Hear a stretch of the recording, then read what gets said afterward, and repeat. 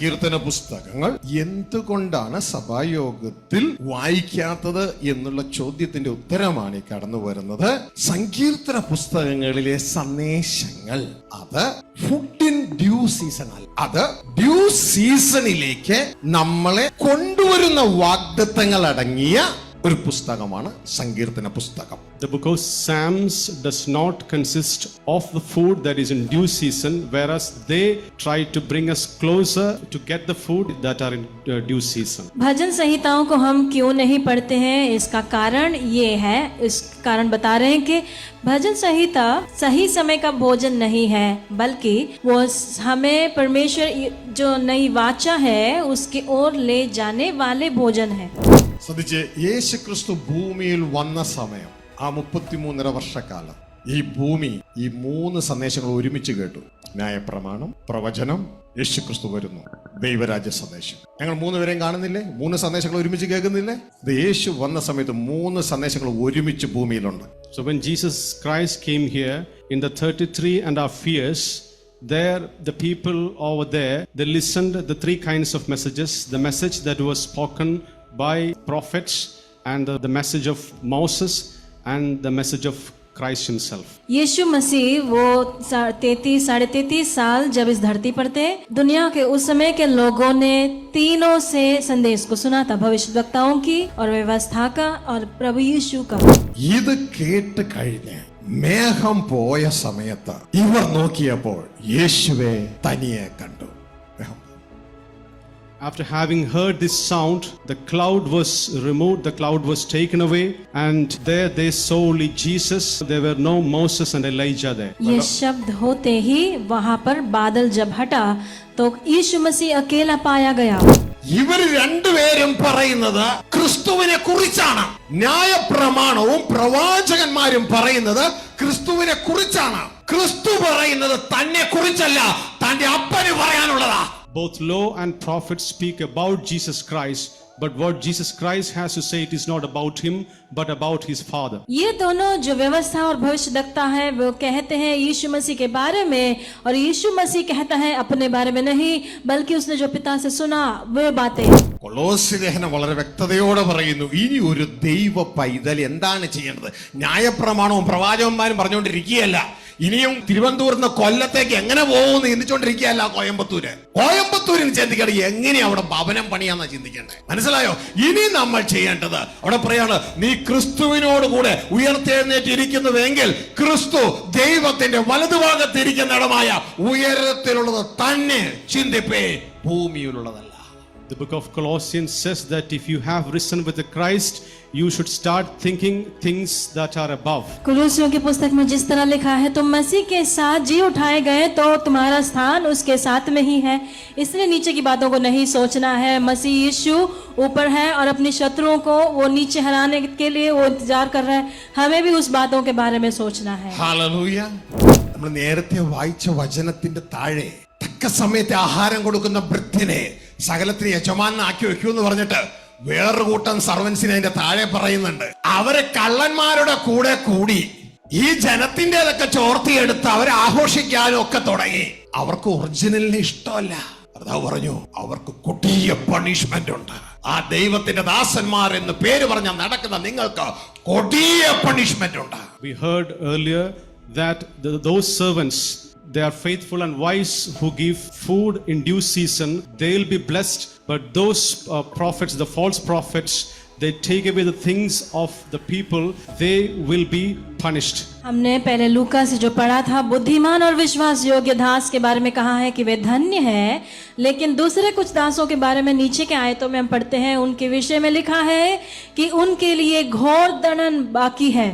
മത്തായി 11:13 പറയുന്നു, സകല പ്രവാചകന്മാരും ന്യായപ്രമാണവും ഈ 2 കൂട്ടി, സകല പ്രവാചകന്മാരും ന്യായപ്രമാണവും യോഹന്നാൻ വരെ പ്രവചിച്ചു. യോഹന്നാനോട് തുടർന്നാണ് ക്രിസ്തു വരുന്നത്. ഇതാ അവരെല്ലാവരും ക്രിസ്തുവിലേക്ക് വിരൽ ചൂണ്ടുന്നവരാണ്. ക്രിസ്തുവിലേക്ക് വിരൽ ചൂണ്ടുമ്പോൾ യാഥാർത്ഥ്യം വന്നു. ഒരു മനുഷ്യനെ, മരിച്ചുപോയവനെ, ആത്മാവിൽ മരിച്ചവനെ വീണ്ടും ജനിപ്പിക്കുന്ന തലം വരെ, രക്ഷകൻ വരെ ഇവരെല്ലാം പ്രവചിച്ചു. ഇനി എന്തിന്റെ കാലമാ? ഇനി ഇതാ ബലാത്കാരത്തോടെ സ്വർഗരാജ്യത്തിൽ കടക്കേണ്ട കാലമാ. അതുകൊണ്ടാണ് അതിന്റെ 12 എഴുതിയിരിക്കുന്നത്, യോഹന്നാൻ സ്നാപകന്റെ നാളുകൾ മുതൽ ഇന്നേ വരെ സ്വർഗരാജ്യത്തെ ബലാത്കാരം ചെയ്യുന്നു, ബലാത്കാരികൾ അതിനെ പിടിച്ചെടുക്കുന്നു, പിടിച്ചടക്കുന്നു. Both law and prophets finger at Jesus Christ. Matthew chapter 11 verse 13 says, for all the prophets and the law prophesied until John. And verse 12 says, and from the days of John the Baptist until now the kingdom of heaven suffereth violence and men of violence take it by force. इसलिए ही यीशु मसीह ने कहा कि यूहन्ना तक सारे भविष्यद्वक्ता और व्यवस्था भविष्यवाणी करते रहे, और कहा कि यूहन्ना बपतिस्मा देने वालों की दिनों से अब तक स्वर्ग के राज्य में बलपूर्वक प्रवेश होता रहा है और बलवान उसे छीन लेते हैं.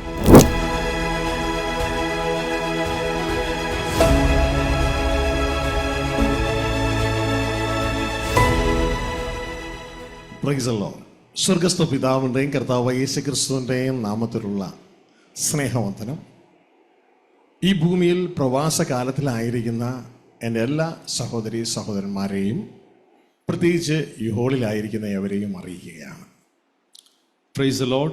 Grace and peace from God our Father and the Lord Jesus Christ be unto all of you. परमेश्वर की स्तुति हो. पिता परमेश्वर और पुत्र प्रभु यीशु मसीह के नाम से आप सभी को हमारा सलाम कहना चाहते हैं, खास तौर से जो इस धरती पर प्रवासी है और इस हॉल में जो उपस्थित है आप सभी को.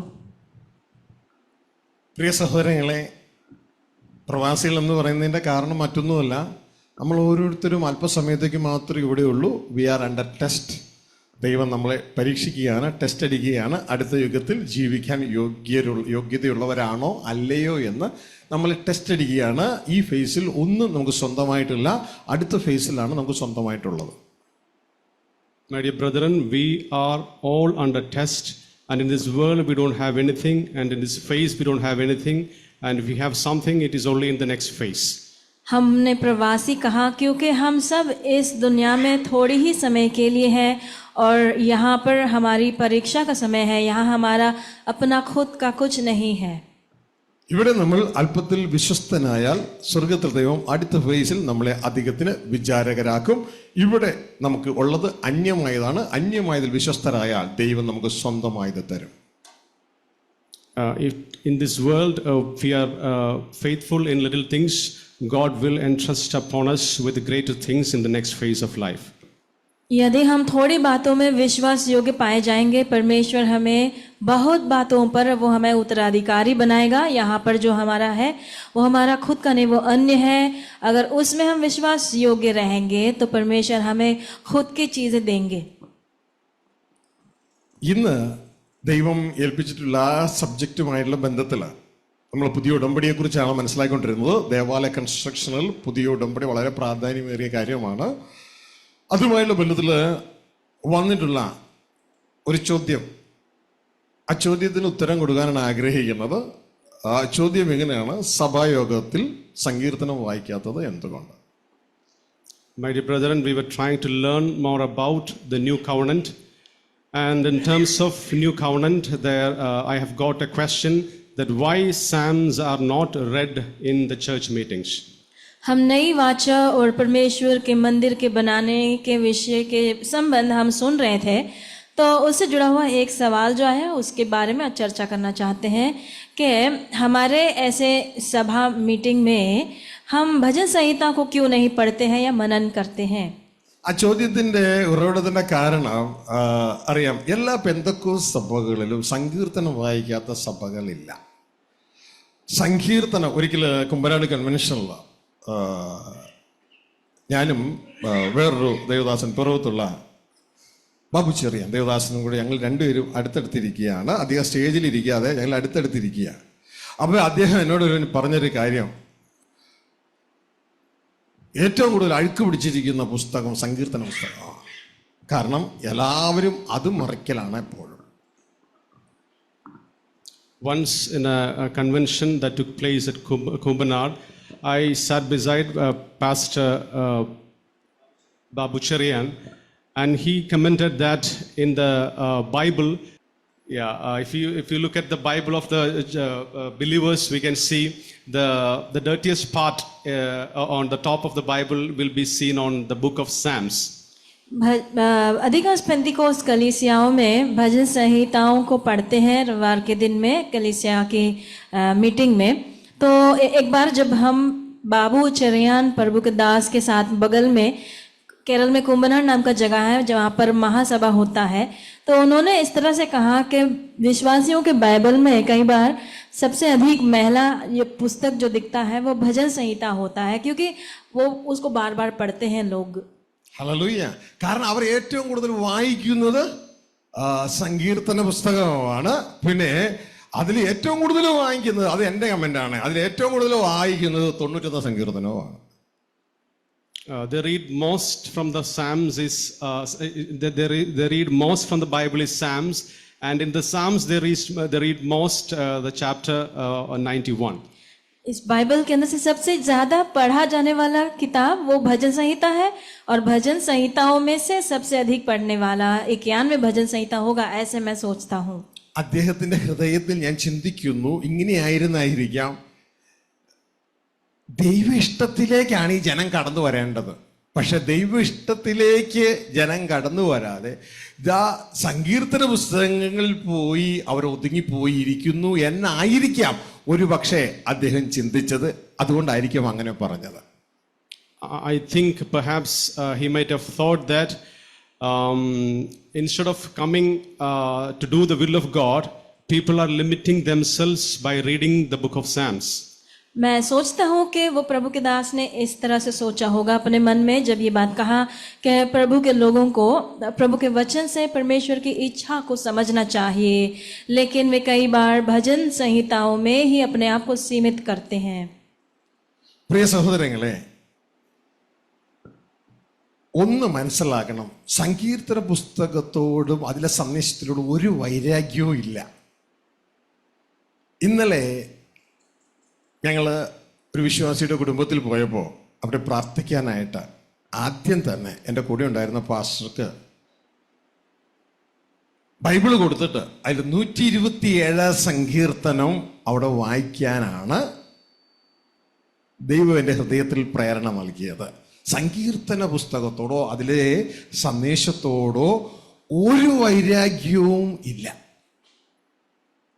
We are not at all revengeful towards the book of Psalms. Yesterday I happened to visit one of the church members, and there God asked me to read from the book of Psalms chapter 127. मैं प्रिय लोगों आपको बताना चाहता हूँ कि हमको भजन संहिताओं से कोई नफरत नहीं है। कल हम जब एक भाई के घर में गए थे तो मेरे साथ में जो प्रभु के दास थे उनसे मैंने, प्रभु की आत्मा ने मुझे प्रेरणा दी कि भजन संहिता 127 वहां पर पढ़े।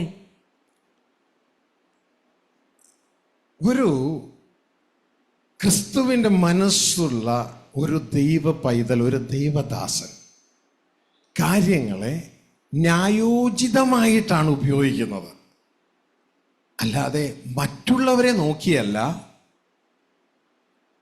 ദൈവ വ്യവസ്ഥയെ നോക്കിയാണ് കാര്യങ്ങളെ ഹാൻഡിൽ ചെയ്യുന്നത്. A man, a child of God, a servant of God who has the mind of Christ always tries to do things in accordance with the will of God, not looking at men. तो एक परमेश्वर के संतान को परमेश्वर के आत्मा के अनुसार चलाए जाने वाले को जो करते हैं वो परमेश्वर जैसे नियुक्त करता है वैसे करना चाहिए। दूसरे जो कर रहे हैं वो देखकर नहीं करना है। സിംപിളി ആ ചോദ്യം എല്ലാ പെന്തക്കോസ്ത് സഭകളിലും, ഓൾമോസ്റ്റ് ഞാൻ ഇതുവരെ കണ്ടിട്ടുള്ള എല്ലാ സഭകളിലും സങ്കീർത്തന വായന ഇല്ലാത്ത ഒരു സഭയില്ല. പക്ഷേ ഇവിടെ വരുമ്പോൾ ഇവിടെ സങ്കീർത്തന വായന കാണുന്നില്ല. എന്തുകൊണ്ടെന്നുള്ള ചോദ്യം ന്യായമായൊരു ചോദ്യമാണ്. Very good question. It's a very good question that why Psalms are not read in this church, where we see commonly Psalms are read in almost all the Pentecostal church. तो ये सवाल बिल्कुल ही युक्त सवाल है, अच्छा सवाल है कि सब बाकी सारे कलीसियाओं में, पेंतिकोस्त कलीसियाओं में भजन संहिताओं को पढ़ते हैं, लेकिन यहाँ तो क्यों नहीं पढ़ते हैं? ഉത്തരം പറയട്ടെ. ഒരുപക്ഷെ വളരെ ക്രിറ്റിസിസത്തിലേക്ക് ഇത് പോകുമായിരിക്കാം. അത് നന്മയിലേക്ക് വരാൻ ദൈവം സഹായിക്കട്ടെ.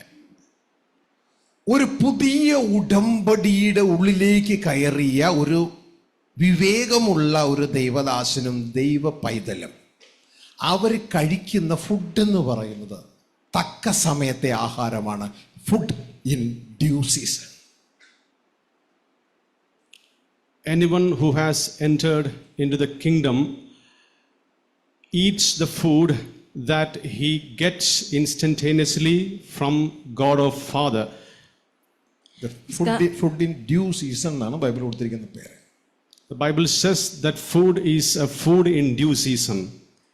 इसका जवाब हम इस तरह से देना चाहते हैं कि एक नए वाचा में आया हुआ परमेश्वर के दास या परमेश्वर के संतान को भोजन किस तरह से करना चाहिए, सही समय पर उसे भोजन करना चाहिए. ശ്രദ്ധിച്ചാട്ടെ, ബുദ്ധിയുള്ള വിശ്വസ്തനായ ഭാവിയിൽ ദൈവത്തിൻ്റെ പ്രോപ്പർട്ടിയുടെ ഓണർ ആകാൻ പോകുന്ന ഒരു കൂട്ടം ദൈവദാസന്മാരുണ്ട്. അവരെയാണ് ബുദ്ധിയുള്ള വിശ്വസ്തരായ ദൈവദാസന്മാരെന്ന് പറയുന്നത്. അവർ കൊടുക്കുന്ന ഫുഡ് ഇൻ ഡ്യൂ സീസൺ, തക്ക സമയത്തെ ആഹാരമെന്നാണ് യേശു ക്രിസ്തു വിശ്വാസികളുടെ നായകൻ പേരിട്ടിരിക്കുന്നത്. Jesus Christ, the leader of the church, has named a few servants of God who are going to be the owners of the things, and those they are actually intelligent and they are faithful, and those people will give food to their people in due season. विवेक के साथ कार्य करने वाले एक परमेश्वर के दास वो किस तरह से काम करेगा, वो प्रभु यीशु मसीह ने भी इस तरह से कहा कि सही समय पर भोजन देगा वो. നമുക്ക് ആ വചനം ഒന്ന് വായിക്കാം. അപ്പം നിങ്ങൾക്ക് കാര്യം മനസ്സിലാകും എന്താണ് സങ്കീർത്തന മറ്റ് പെന്തക്കോസ്ത് സഭകൾ വായിക്കുന്നത് പോലെ ഇവിടെ നിരന്തരം വായിക്കാത്തതെന്ന്. Let us read that part from the Bible so that you will understand clearly why Psalms are not here in this church compared to other Pentecostal church where Psalms are often read. हम उस वचन के भाग को पढ़ेंगे जिससे हमें समझ आएगा कि अन्य कलीसियाओं, पेंतिकोस्त कलीसियाओं के समान यहाँ भजन संहिता क्यों नहीं पढ़ा जाता है. മത്തായി എഴുതിയ സുവിശേഷം 24-ാം അധ്യായം അതിൻ്റെ 45-ാമത്തെ വാക്ക് മുതൽ 47-ാമത്തെ വാക്ക് വരെ നമ്മൾ വായിക്കുമ്പോൾ 47-ാമത്തെ വാക്കിൽ പറയുന്നത് ഇങ്ങനത്തെ ദൈവദാസന്മാരെ ക്രിസ്തു തനിക്കുള്ളതിലൊക്കെ യജമാനന്മാരാക്കി വെക്കും. When we read the Gospel of Matthew, chapter 24, from verse 45 to 47, we understand when we read the verse of 47 that Jesus Christ says that he will set them, these servants, over all that he has. मत्ती रचित सुसमाचार 24 अध्याय 45 से लेकर 47 तक पढ़ते हैं, तब हम देखते हैं वहां पर यीशु मसीह उन दासों के बारे में कहता है जिसने विश्वास योग्यता और बुद्धिमानी के साथ काम की, तो उसके स्वामी ने उसे सरदार ठहराया बाकी सारे नौकर चाकरों पर. ഹല്ലേലൂയ. നിങ്ങൾക്ക് എത്ര പേർക്ക് യജമാനന്മാരാകണം ദൈവത്തിൻ്റെ പ്രോപ്പർട്ടിയുടെ? ആകണം. ഹല്ലേലൂയ. എങ്കിൽ അതിൻ്റെ 45-ാമത്തെ വാക്യം മുതൽ വായിച്ച് അതനുസരിച്ചാൽ യജമാനന്മാരായി തീരാം. ദൈവത്തിൻ്റെ പ്രോപ്പർട്ടിയുടെ സ്വന്തമായത് നിങ്ങൾക്ക് സ്വന്തമാക്കാം. How many of you want the stewards of the things that belong to God? If you want to be so, you read Matthew chapter 24, verse 45 onwards. हम में से कितने लोग परमेश्वर के इस प्रकार के सेवक या सरदार बनना चाहते हैं? तो हमें 45 से लेकर 47 को पढ़ना है, समझना है, उसके अनुसार करना है. അവിടെ എഴുതിയിരിക്കുകയാണ് 45-ാമത്തെ വാക്കിൽ, എന്നാൽ യജമാനൻ തൻ്റെ വീട്ടുകാർക്ക്, അപ്പൊ യജമാനന് വീട്ടുകാരുണ്ട്, യജമാനൻ തൻ്റെ വീട്ടുകാർക്ക് തൽസമയത്തെ ഭക്ഷണം കൊടുക്കേണ്ടതിന്. ഏത് ഭക്ഷണം? തൽസമയത്തെ ഭക്ഷണം കൊടുക്കേണ്ടതിന് അവരുടെ മേലാക്കി വെച്ച വിശ്വസ്തനും ബുദ്ധിമാനുമായ ദാസനാർ. ആ ദാസന്റെ പ്രത്യേകതയാണ് വിശ്വസ്തനാണ്, ബുദ്ധിമാനാണ്. Matthew chapter 24 verse 45 says, "Who then is the faithful and wise servant whom his Lord hath set over his household to give them their food in due season?" मत्ती 24 उसके 45 में इस तरह लिखा है, सो वह विश्वास योग्य और बुद्धिमान दास कौन है जिसे स्वामी ने अपने नौकर चाकरों पर सरदार ठहराया कि समय पर उन्हें भोजन दे. ഹല്ലേലൂയ. ശ്രദ്ധിച്ചു കേട്ടോ, ഇത് പറയുന്ന മൊത്തം യേശുക്രിസ്തുവാ. ഇനി വിശ്വസ്തനും ബുദ്ധിമാനുമായ ദാസൻ ഏത് ഭക്ഷണമേ കൊടുക്കൂ? തക്ക സമയത്തെ ആഹാരമേ കൊടുക്കൂ, അല്ലാത്ത ആഹാരം കൊടുക്കില്ല. So the servant who is faithful and wise always give food in due season. तो विश्वास योग्य और बुद्धिमान सेवक कैसे भोजन देगा या कब भोजन देगा? सही समय पर भोजन देगा. ഹലോ, എൻ്റെ ഒപ്പം വരുന്നുണ്ടോ? വിശ്വസ്തനും ബുദ്ധിമാനുമായ ദാസൻ തക്ക സമയത്തെ ആഹാരം, ഫുഡ് ഇൻ ഡ്യൂ സീസണെ കൊടുക്കും. കാരണം തൻ്റെ യജമാനൻ അതിനുവേണ്ടിയാണ് തന്നെ ആക്കി വെച്ചത്, ഏതെങ്കിലുമൊക്കെ കൊടുക്കാനല്ല.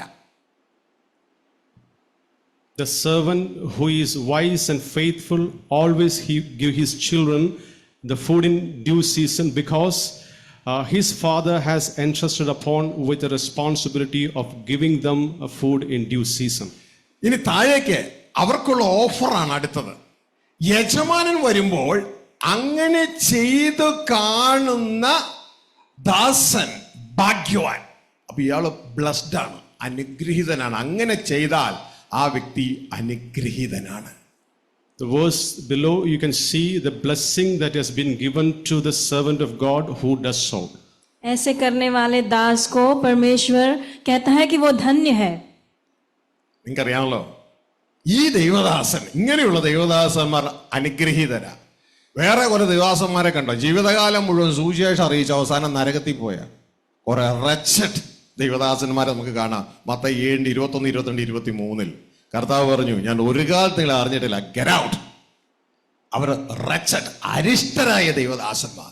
ഈ ദൈവദാസന്മാർ ഭാഗ്യവാന്മാരായ ദൈവദാസന്മാർ. The servants of God who don't do so, they are called wretched, whereas those servants, those who give their children food in due season, they are wise and faithful, hence they will be blessed. जिन दासों ने ऐसे नहीं किया उनका हाल दयनीय है. अपनी आयु भर वो प्रभु की सेवा तो करेंगे लेकिन अंत में नरक में डाले जाएंगे, जो हम देखते हैं मत्ती 7:21-22 में हम देखते प्रभु यीशु मसीह कहता है, मैं तुम्हें जानता ही नहीं हूं, मुझसे दूर हो जाओ. लेकिन इनको प्रभु कहता है वे धन्य हैं. എൻ്റെ ഒപ്പത്തിനൊപ്പം ഉണ്ടോ? കാര്യത്തിലേക്ക് കിടക്കാം. എന്നിട്ട് പറയാണ്, അങ്ങനെ തക്ക സമയത്ത് ആഹാരം കൊടുക്കുന്ന വിശ്വസ്തനും ബുദ്ധിമാനുമായ ദൈവത്തിന്റെ ദാസനെ കാണുമ്പോൾ യജമാനൻ അവനെ തനിക്കുള്ള സകലത്തിന്റെ മേലും യജമാനനാക്കി വെക്കുമെന്ന് ഞാൻ സത്യം ചെയ്ത് നിങ്ങളോട് പറയുന്നു.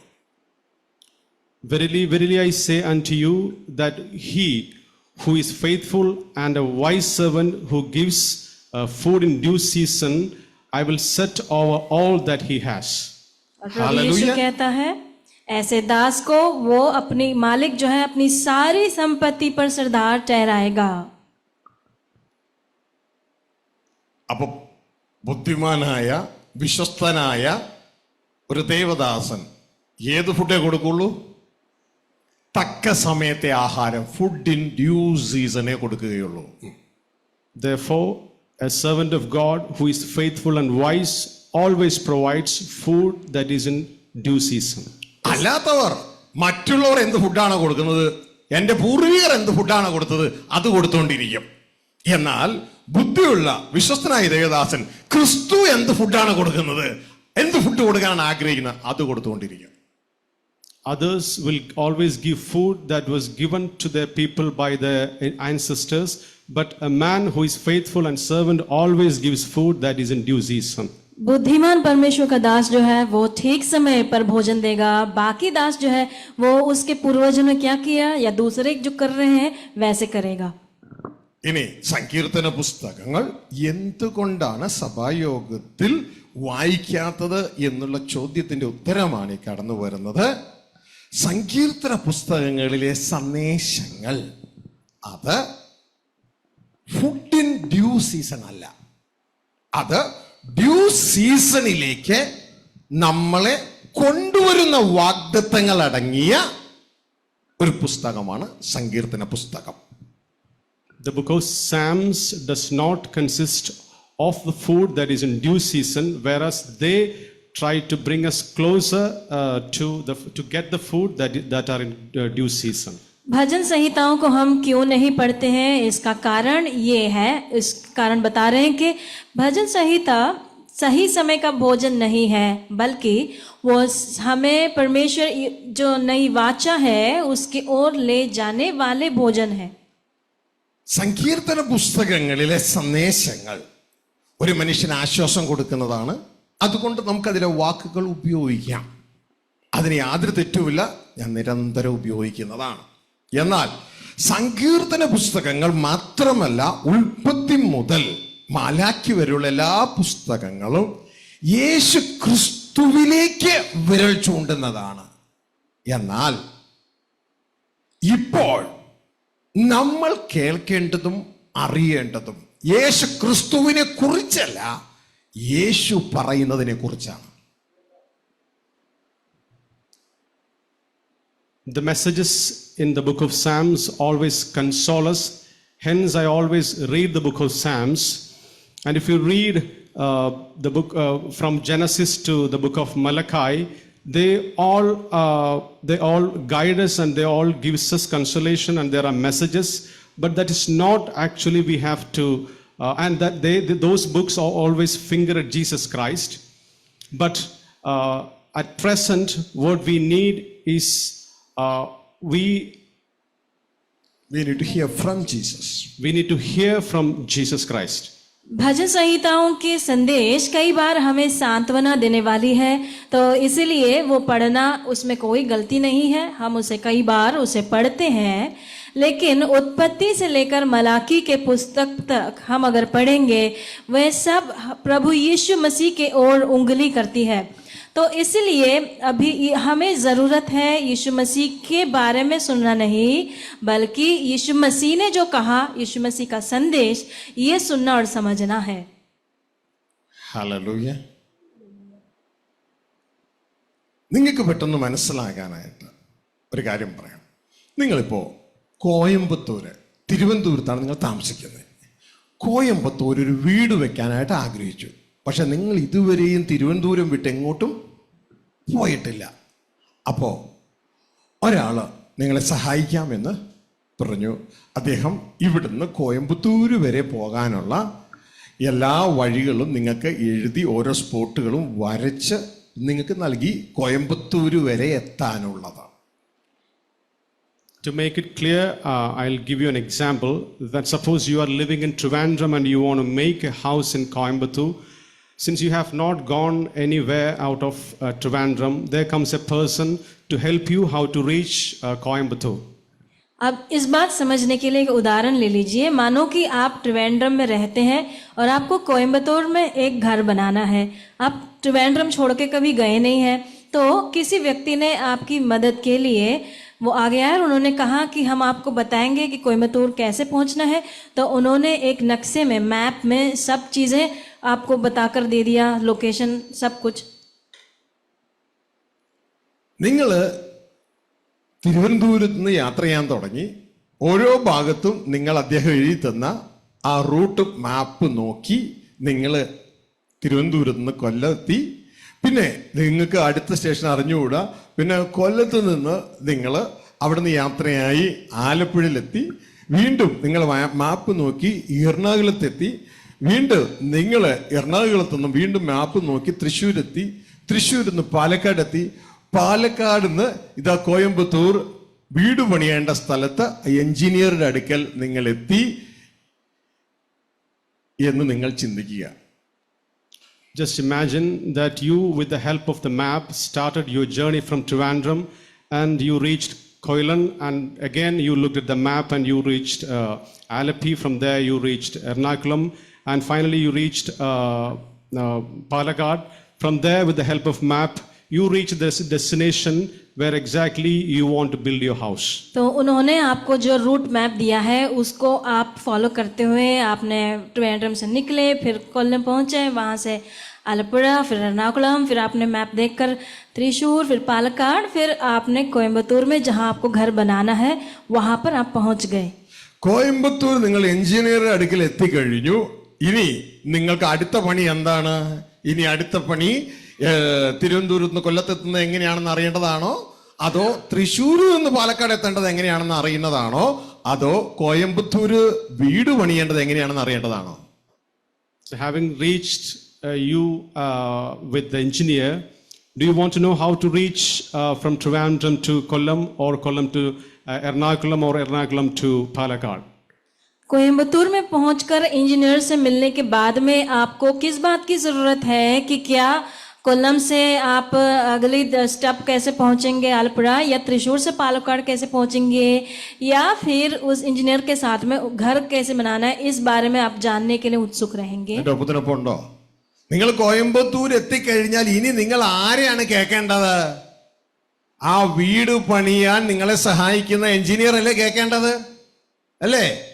പക്ഷേ നിങ്ങൾ ബൈബിള് പറയുന്ന പോലെ ബുദ്ധിമാനല്ല എങ്കിൽ നിങ്ങൾ എന്നെ ചെയ്തുകൊണ്ടിരിക്കും. ഈ നേരത്തെ പറഞ്ഞത് കൊല്ലത്തുനിന്ന് എങ്ങനെ എനിക്ക് ആലപ്പുഴയിലെത്താം, എല്ലാ ദിവസവും എഴുന്നേറ്റ് നിന്നുകൊണ്ട് കൊല്ലത്തുനിന്ന് എങ്ങനെ ആലപ്പുഴയിലെത്താം എന്ന് വായിച്ചുകൊണ്ടിരുന്നിട്ട് വല്ല കാര്യമുണ്ടോ? Having reached your engineer, why again you start looking at the map how to reach Coimbatore again? अभी आपको ज़रूरत है कि उस इंजीनियर के साथ में सोचे कि कैसे घर बनाना है. ये नहीं कि आपको हर दिन आप सुबह उठेंगे और देखेंगे कि कोल्लम से आलपुरा कैसे जाएंगे. നിങ്ങൾക്ക് മനസ്സിലാവുന്നുണ്ടോ? ബുദ്ധിമാനും വിശ്വസ്തനുമായ ദാസൻ മാത്രമേ തക്ക സമയത്ത് ആഹാരം കൊടുക്കൂ, അല്ലാത്തവർ എന്ത് ആഹാരം കൊടുക്കും? One who is faithful and wise always gives food in due season. Others, they always give food. और आप बात समझ रहे हो? बुद्धिमान और विश्वास योग्य दास ठीक समय पे भोजन देगा, बाकी लोग हर समय कोई भी समय में देते रहेंगे. ഇതുകൊണ്ടാണ് ലൂക്കോസ് 16:16 ദൈവം നമുക്ക് പറഞ്ഞു തന്നു. എന്താ പറഞ്ഞു തന്നെ? L16:16 മറക്കാൻ പറ്റൂ? L16:16 ആന്റി മറക്കാൻ പറ്റുമോ? എന്താ അത്? മറന്നു. ന്യായപ്രമാണത്തിന്റെയും പ്രവാചകന്മാരുടെയും കാലം യോഹന്നാൻ വരെ ഉള്ളൂ. അന്നു മുതൽ കാലം മാറി ദൈവരാജ്യത്തെ പ്രസംഗിച്ചു തുടങ്ങി.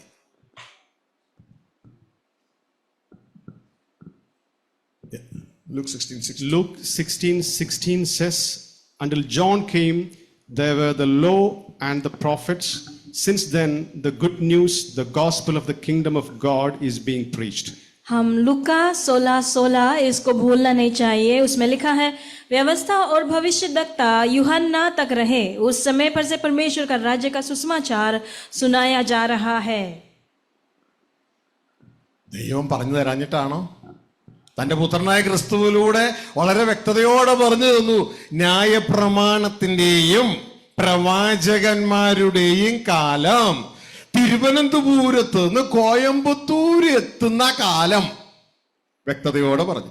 ഇനി അതിനുശേഷം കോയമ്പത്തൂര് വീട് പണിയുന്ന കാലം ഇന്നതാണ്. കോയമ്പത്തൂരെത്തി, കാലം തീർന്നു. ഇനി വീട് പണിയുന്ന കാലം, ദൈവഭവനം നമ്മുടെ ഉള്ളിൽ പണിയുന്ന കാലം.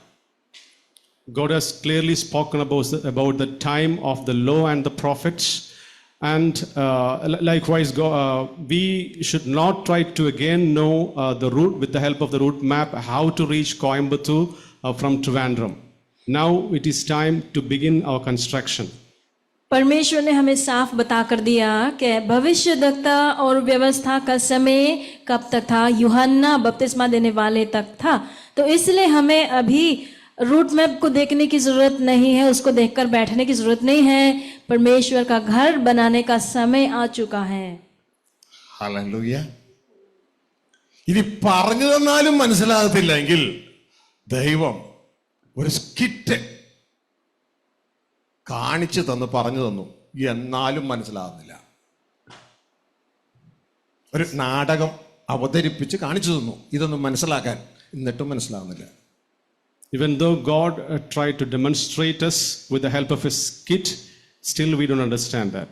परमेश्वर ने ये बोलकर सुनाया, तब हमने नहीं समझा, तो इसलिए परमेश्वर ने एक नाटकीय रूप में समझाने की कोशिश की, फिर भी नहीं समझा। നമുക്ക് ഏതായാലും ദൈവം അവതരിപ്പിച്ച് കാണിച്ച സ്കിറ്റ് നമുക്ക് ഇവിടെ ഒന്ന് അവതരിപ്പിക്കാം, എങ്കിൽ നിങ്ങൾക്കെങ്കിലും ഒന്ന് മനസ്സിലാകുമല്ലോ. Let us do the skit that was done by God already so that you may understand it once again. आइए हम उस परमेश्वर ने की हुई उस स्किट को, नाटक को यहाँ पर हम करेंगे कि कम से कम हम समझ पाए।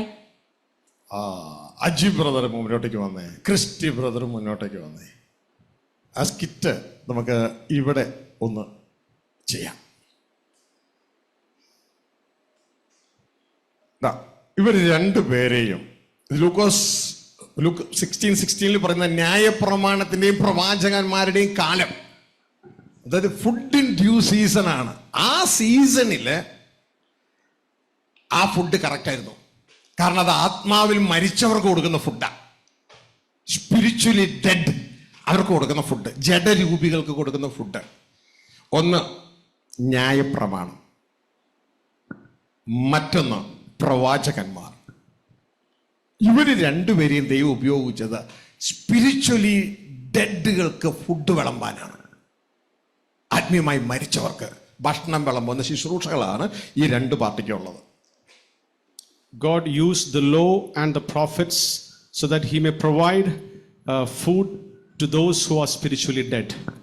तो मंच पर खड़े हुए ब्लू शर्ट में जो भाई खड़े हैं वे है व्यवस्था, और बाद उनके बगल में भविष्यद्वक्ता है। तो परमेश्वर ने भविष्यद्वक्ता और व्यवस्था दिया कि जो आत्मा में मृत अवस्था में है उन्हें समझाने के लिए। ന്യായപ്രമാണം. അപ്പൊ ന്യായപ്രമാണം എന്താ, ഫുഡ് വിളമ്പുന്ന ആൾക്ക് ന്യായപ്രമാണം കൊടുക്കണം. ഇനി സ്കിറ്റ് എങ്ങനെയാണെന്നറിയാം. ലൂക്കോസ് സുവിശേഷം 9-ാം അധ്യായത്തിലേക്ക് നമ്മൾ കടന്നു വരുമ്പോൾ അവിടെ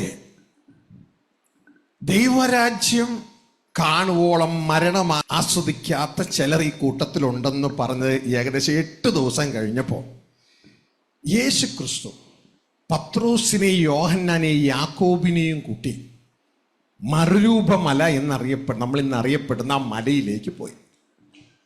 Jesus Christ took Peter, James and John and he went to the Mount of Transfiguration.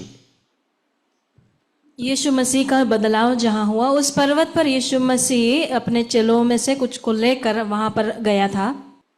അവിടെ ചെന്ന് യേശു ക്രിസ്തു പ്രാർത്ഥിക്കുമ്പോൾ തൻ്റെ രൂപം മാറി തേജസ്സിലേക്ക് കടന്നു വന്നു. ഈ സമയം മോശയും ഏലിയാവും തേജസ്സിൽ അവിടെ പ്രത്യക്ഷപ്പെട്ടു.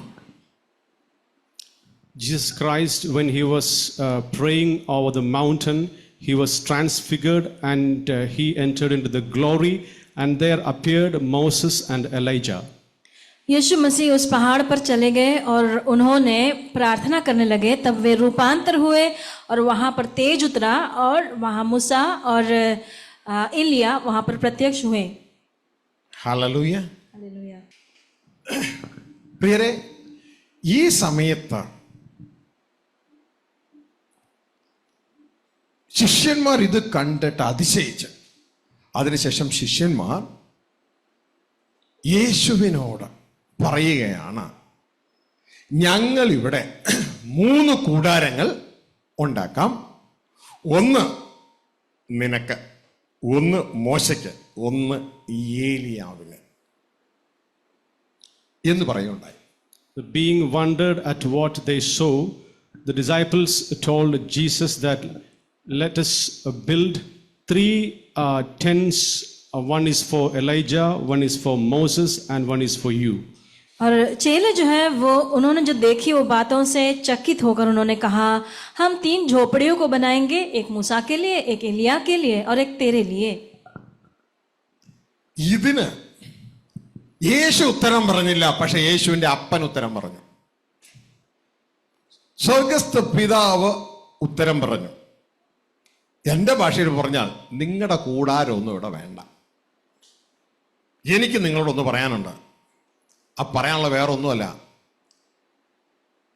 ഇവൻ ന്യായപ്രമാണത്തെക്കുറിച്ചും പ്രവാചകന്മാരെ കുറിച്ചുമല്ല പറയുന്നത്, ക്രിസ്തു ഇവൻ എൻ്റെ പ്രിയ പുത്രനാണ്, ഇവന് ചെവി കൊടുക്കുക, ഇവന് ചിലത് പറയാനുണ്ട്. ഇനി നിങ്ങൾ ചെവി കൊടുക്കേണ്ടത് എൻ്റെ പുത്രനെയാണ് ചെവി കൊടുക്കേണ്ടത്. So for this, Jesus did not reply, but his father replied to the 3 disciples that Jesus, my son, he is my beloved, and he has something to tell you, so you incline your ear unto him. यीशु ने चेलों को कुछ जवाब नहीं दी, लेकिन पिता परमेश्वर ने वहां पर उनको इस तरह कहा, उनसे कहा, ये मेरा प्रिय पुत्र है और इसकी सुनो. ശ്രദ്ധിച്ചേ, നിങ്ങൾക്ക് ഇവിടെ നമുക്ക് ആ ഒരു ഭാഗം ചിന്തിക്കുന്ന സമയത്ത് പെട്ടെന്ന് സംഭവിച്ചത് ഒരു മേഘം വന്ന് ഇവരെങ്ങ് മൂടി. ഈ 3 പേരെയും ഒരു മേഘം വന്ന് മൂടി. ഈ സ്വരം കേട്ടു. ഈ സ്വരം കേട്ട് കഴിഞ്ഞ് ഇവര് നോക്കിയപ്പോ മോശയും കാണാനില്ല, ഏലിയാവിനെയും കാണാനില്ല. ആരുടെ സ്വരം കേൾക്കാനാണോ ദൈവം കൽപ്പിച്ചത്, ആ ക്രിസ്തു മാത്രമേ ഇനി ബാക്കിയുള്ളൂ. ബാക്കി 2 പേരും പോയി. So having heard this sound, there came a cloud, and when the cloud was removed, they could not see neither Elijah nor Moses there, but only Jesus, whom God the Father said, whose voice you have to listen to. ये शब्द होते ही एक बादल ने आकर मूसा और एलिया को ढक लिया. फिर केवल यीशु अकेला पाया गया, जिसके बारे में पिता ने कहा कि इसकी सुनो. ശ്രദ്ധിച്ചേ, ലൂക്കോസ് 16:16 മടങ്ങി വരുമ്പോ അവിടെ പറയാണ്, ന്യായപ്രമാണത്തിന്റെയും പ്രവാചകന്മാരുടെയും കാലം യോഹന്നാൻ വരെയാണ്. അന്ന് മുതൽ ദൈവരാജ്യത്തെ സുവിശേഷമായി തന്റെ പുത്രൻ അറിയിച്ചുകൊണ്ടിരിക്കുന്നു. Luke chapter 16 verse 16 says, until John came, there were the law and the prophets. Since then, the good news, the gospel of the kingdom of God is being preached. लुका 16:16 में जब हम वापस आएंगे, वहां पर कहा है कि व्यवस्था और भविष्यद्वक्ता यूहन्ना तक रहे. उस समय से परमेश्वर का राज्य का सुसमाचार, परमेश्वर का पुत्र सुनाया जाता है. ശ്രദ്ധിക്കുക, എത്ര പേര് അത് സ്ക്രീനിൽ അതുണ്ട്. ലൂക്ക് 16:16 L16:16 ന്യായപ്രമാണത്തിന്റെയും പ്രവാചകന്മാരുടെയും കാലം. അപ്പൊ ന്യായപ്രമാണമുണ്ട്, പ്രവാചകന്മാരുണ്ട്, അവർക്കൊരു കാലമുണ്ട്. യോഹന്നാൻ വരികയായിരുന്നു, സ്നാപക യോഹന്നാൻ. അന്ന് മുതൽ ദൈവരാജ്യത്തെ സുവിശേഷിച്ച് വരുന്നു. ഇതാ ആ യോഹന്നാൻ കടന്നു വന്ന്, യേശുവിന് പ്രിയോരായി യോഹന്നാൻ കടന്നു വന്ന് ദൈവരാജ്യം സുവിശേഷം തുടങ്ങി. യേശു ക്രിസ്തു അത് ഏറ്റെടുത്തു മുന്നോട്ടേക്ക് പോവുകയാണ്. 3 കാര്യങ്ങളെ നിങ്ങൾക്ക് അവിടെ കാണാം: ന്യായപ്രമാണം, പ്രവാചകന്മാർ, ദൈവരാജ്യം എന്ന സുവിശേഷം. So there was a time for law and the prophets that was till John. And from John, Jesus Christ began to preach the good news. यहाँ पर ध्यान देने से हमें मालूम पड़ता है, यहाँ पर 3 बातें हैं. व्यवस्था है, उसके बाद भविष्यद्वक्ता है, और यीशु मसीह के पहले जो यूहन्ना बपतिस्मा देने वाला, वो राज्य का सुसमाचार सुनाते आया, जिसको यीशु मसीह ने ही उसको आगे लेते गया. ഹല്ലേലൂയ. ഇനി ഇങ്ങോട്ടേക്ക് നോക്കുക. ഈ 3 പേരെ ഇവിടെ നിങ്ങൾക്ക് കാണാം. മോശ ന്യായപ്രമാണത്തെ റെപ്രസെന്റ് ചെയ്തുകൊണ്ട് മോശയെ കാണാം. ഏലിയ പ്രവാചകന്മാരെ റെപ്രസെന്റ് ചെയ്തുകൊണ്ട് ഏലിയാവിനെയും ഇവിടെ കാണാം. ഞാൻ ക്രിസ്തു അല്ല കേട്ടോ, ഷാജിയാണേ. ക്രിസ്തു ദൈവരാജ്യത്തെ റെപ്രസെന്റ് ചെയ്തുകൊണ്ട് ക്രിസ്തുവേയും കാണാം. 3 പേർക്ക് 3 സന്ദേശങ്ങളാണ് ഉള്ളത്. മോശയ്ക്ക് ന്യായപ്രമാണം, പ്രവാചകന്മാർക്ക് ക്രിസ്തു വരുന്നു എന്നുള്ള പ്രവചനം, ക്രിസ്തുവിന് പിതാവ് ഏൽപ്പിച്ച ദൈവരാജ്യ സുവിശേഷം. ഞാൻ വരുന്നു, ദൈവപിതാവ് വരുന്നു, നിങ്ങളോട് താമസിക്കാൻ നല്ല സന്ദേശം. 3 പേർക്ക് 3 സന്ദേശങ്ങളാണ് ഉള്ളത്. You can see 3 there: Moses representing the law, and Elijah representing prophets, and then Christ. And Moses speaks law, and the prophets, they prophesy the coming of Jesus Christ, and Jesus himself, he is proclaiming the good news that you have a father, and father is coming to abide with you. मंच पर हम इन तीनों बातों को, व्यक्तियों को देख सकते हैं. मूसा जिसके हाथ में व्यवस्था है, और भविष्यद्वक्ता जो ये संदेश बताते हैं कि मसीह आता है, और मसीह खुद जिसका संदेश है कि परमेश्वर पिता आता है तुम्हारे साथ रहने के लिए. Hallelujah. The Luke chapter 9 verse 30 മുതൽ നമ്മൾ വായിക്കുമ്പോൾ നമുക്ക് അവിടെ കാണാൻ കഴിയാവുന്നത്, നമ്മൾ നേരത്തെ പറഞ്ഞതുപോലെ അവർ യേശുവിനോട് പറഞ്ഞു, അതിന്റെ 33 മുതൽ വായിക്കുമ്പോൾ ഇവിടെ 3 കൂടാരങ്ങൾ ഉണ്ടാക്കാം എന്ന് പറഞ്ഞപ്പോൾ അവിടെ കണ്ടത്, ഇത് പറയുമ്പോൾ ഒരു മേഘം വന്ന് അവരുടെ മേൽ നിഴലിട്ടു. അവർ മേഘത്തിലായപ്പോൾ പേടിച്ചു. മേഘത്തിൽ നിന്നൊരു സ്വരം, ഇവൻ എൻ്റെ പ്രിയപുത്രൻ, ഇവന് ചെവി കൊടുപ്പിൻ എന്നൊരു ശബ്ദമുണ്ടായി. ശബ്ദമുണ്ടായ നേരത്ത് യേശുവിനെ തനിയെ കണ്ടു. അവർ കണ്ടത് ഒന്നും ആ നാളുകളിൽ ആരോടും അറിയിക്കാതെ മൗനമായിരുന്നു. കട്ട്ഷോട്ട് ചെയ്ത് പറഞ്ഞാൽ Jesus took these 3 disciples to the mountain, and where Jesus began to pray, there appeared a cloud, and Jesus was transfigured, and these 3 disciples saw Elijah and Moses, and they were really afraid of seeing this sight. And there they said, let us make 3 tabernacles, one for Moses, one for Elijah, and one for Jesus. लूका 9:33 से जब हम पढ़ते हैं, हम देखते हैं कि वहां पर मूसा, एलिया यीशु मसीह के साथ बातचीत कर रहे हैं. तो चेलों ने कहा आइए हम तंबुओं को बनाएं. तब ये हुआ कि एक बादल ने आके छाया, और वो भयभीत हुए. बादल में से आवाज आया कि ये मेरा प्रिय पुत्र है जो मेरा चुना हुआ है, इसकी सुनो. और जब शब्द हुआ तब यीशु मसीह अकेला पाया गया. ശ്രദ്ധിച്ച്, യേശു ക്രിസ്തു ഭൂമിയിൽ വന്ന സമയം, ആ 33.5 വർഷക്കാലം ഈ ഭൂമി ഈ 3 സന്ദേശങ്ങൾ ഒരുമിച്ച് കേട്ടു. ന്യായപ്രമാണം, പ്രവചനം, യേശുക്രിസ്തു വരുന്നു, ദൈവരാജ്യ സന്ദേശം. 3 പേരെ ഞങ്ങൾ 3 പേരെയും കാണുന്നില്ലേ? 3 സന്ദേശങ്ങൾ ഒരുമിച്ച് കേൾക്കുന്നില്ലേ? ഇത് യേശു വന്ന സമയത്ത് 3 സന്ദേശങ്ങൾ ഒരുമിച്ച് ഭൂമിയിലുണ്ട്. So when Jesus Christ came here in the 33.5 years, there the people over there, they listened the 3 kinds of messages: the message that was spoken by prophets, and the message of Moses, and the message of Christ himself. यीशु मसीह वो 33 साल जब इस धरती पर थे, दुनिया के उस समय के लोगों ने तीनों से संदेश को सुना था, भविष्यद्वक्ताओं की और व्यवस्था का और प्रभु यीशु का. യേശുക്രിസ്തുവിന്റെ ശിഷ്യന്മാര് പറഞ്ഞു, ഇനി നമുക്ക് 3 കൂടി കൊണ്ടുപോകാം. നിനക്കൊരു കൂടാരം, മോശയ്ക്കൊരു കൂടാരം, ഏലിയാവിനൊരു കൂടാരം.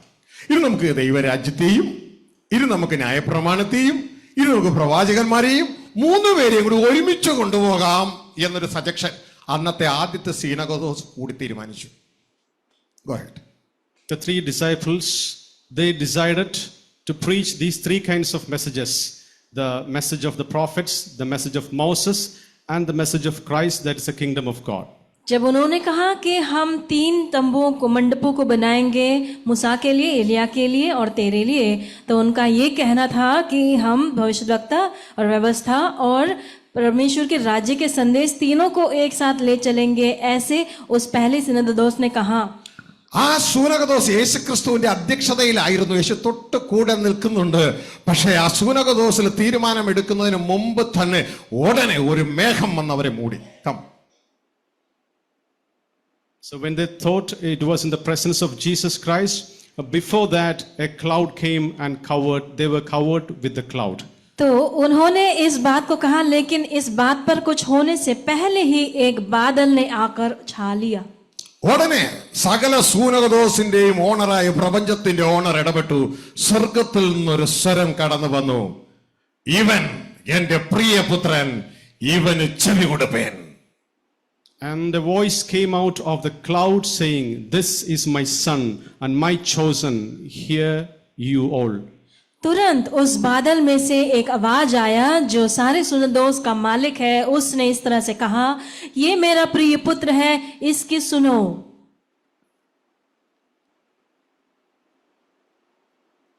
ഇത് കേട്ട് കഴിഞ്ഞ് മേഘം പോയ സമയത്ത്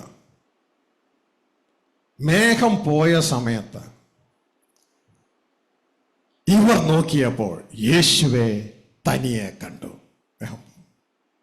After having heard this sound, the cloud was removed, the cloud was taken away, and there they saw only Jesus. There were no Moses and Elijah there. ये शब्द होते ही वहां पर बादल जब हटा तो यीशु मसीह अकेला पाया गया. വല്ലതും മനസ്സിലായ? ന്യായപ്രമാണവും കാലം കഴിഞ്ഞു, പ്രവാചകന്മാരുടെയും കാലം കഴിഞ്ഞു.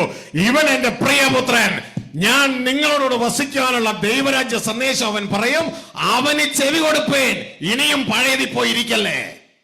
The time of Moses and Elijah is over, and this is my beloved son, and he will preach the good news to you, and time is right now. कहने का मतलब ये है कि ये मेरा प्रिय पुत्र जो है उसकी बातें सुनो.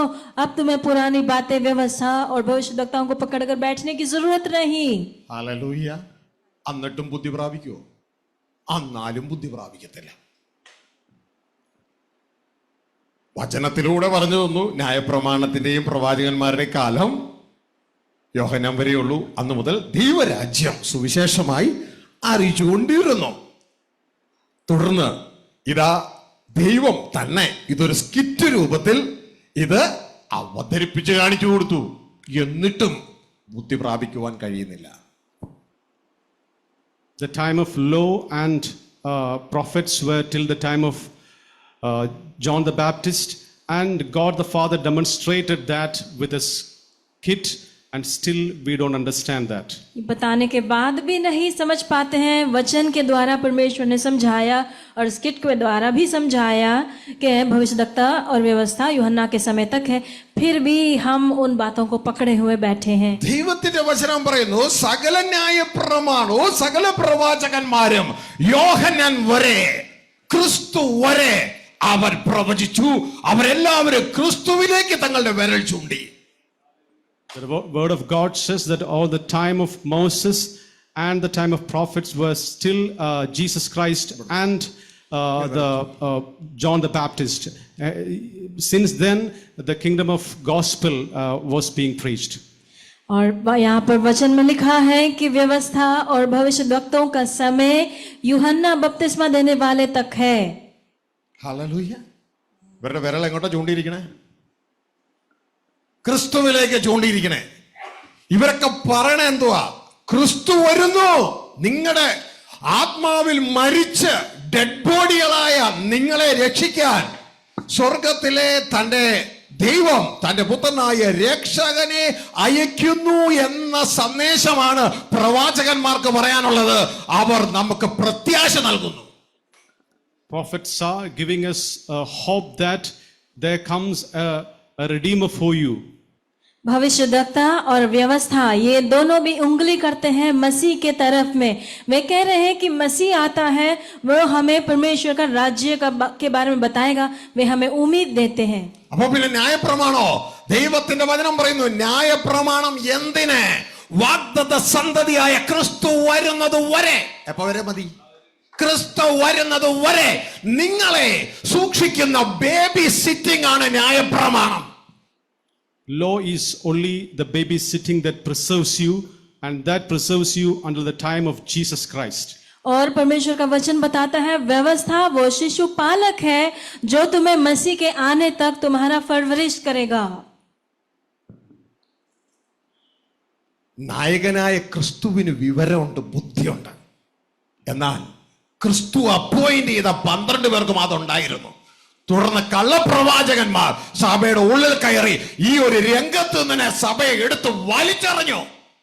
തിരിച്ചറിയുവാൻ കഴിയുന്നില്ലല്ലോ നിങ്ങൾക്ക്.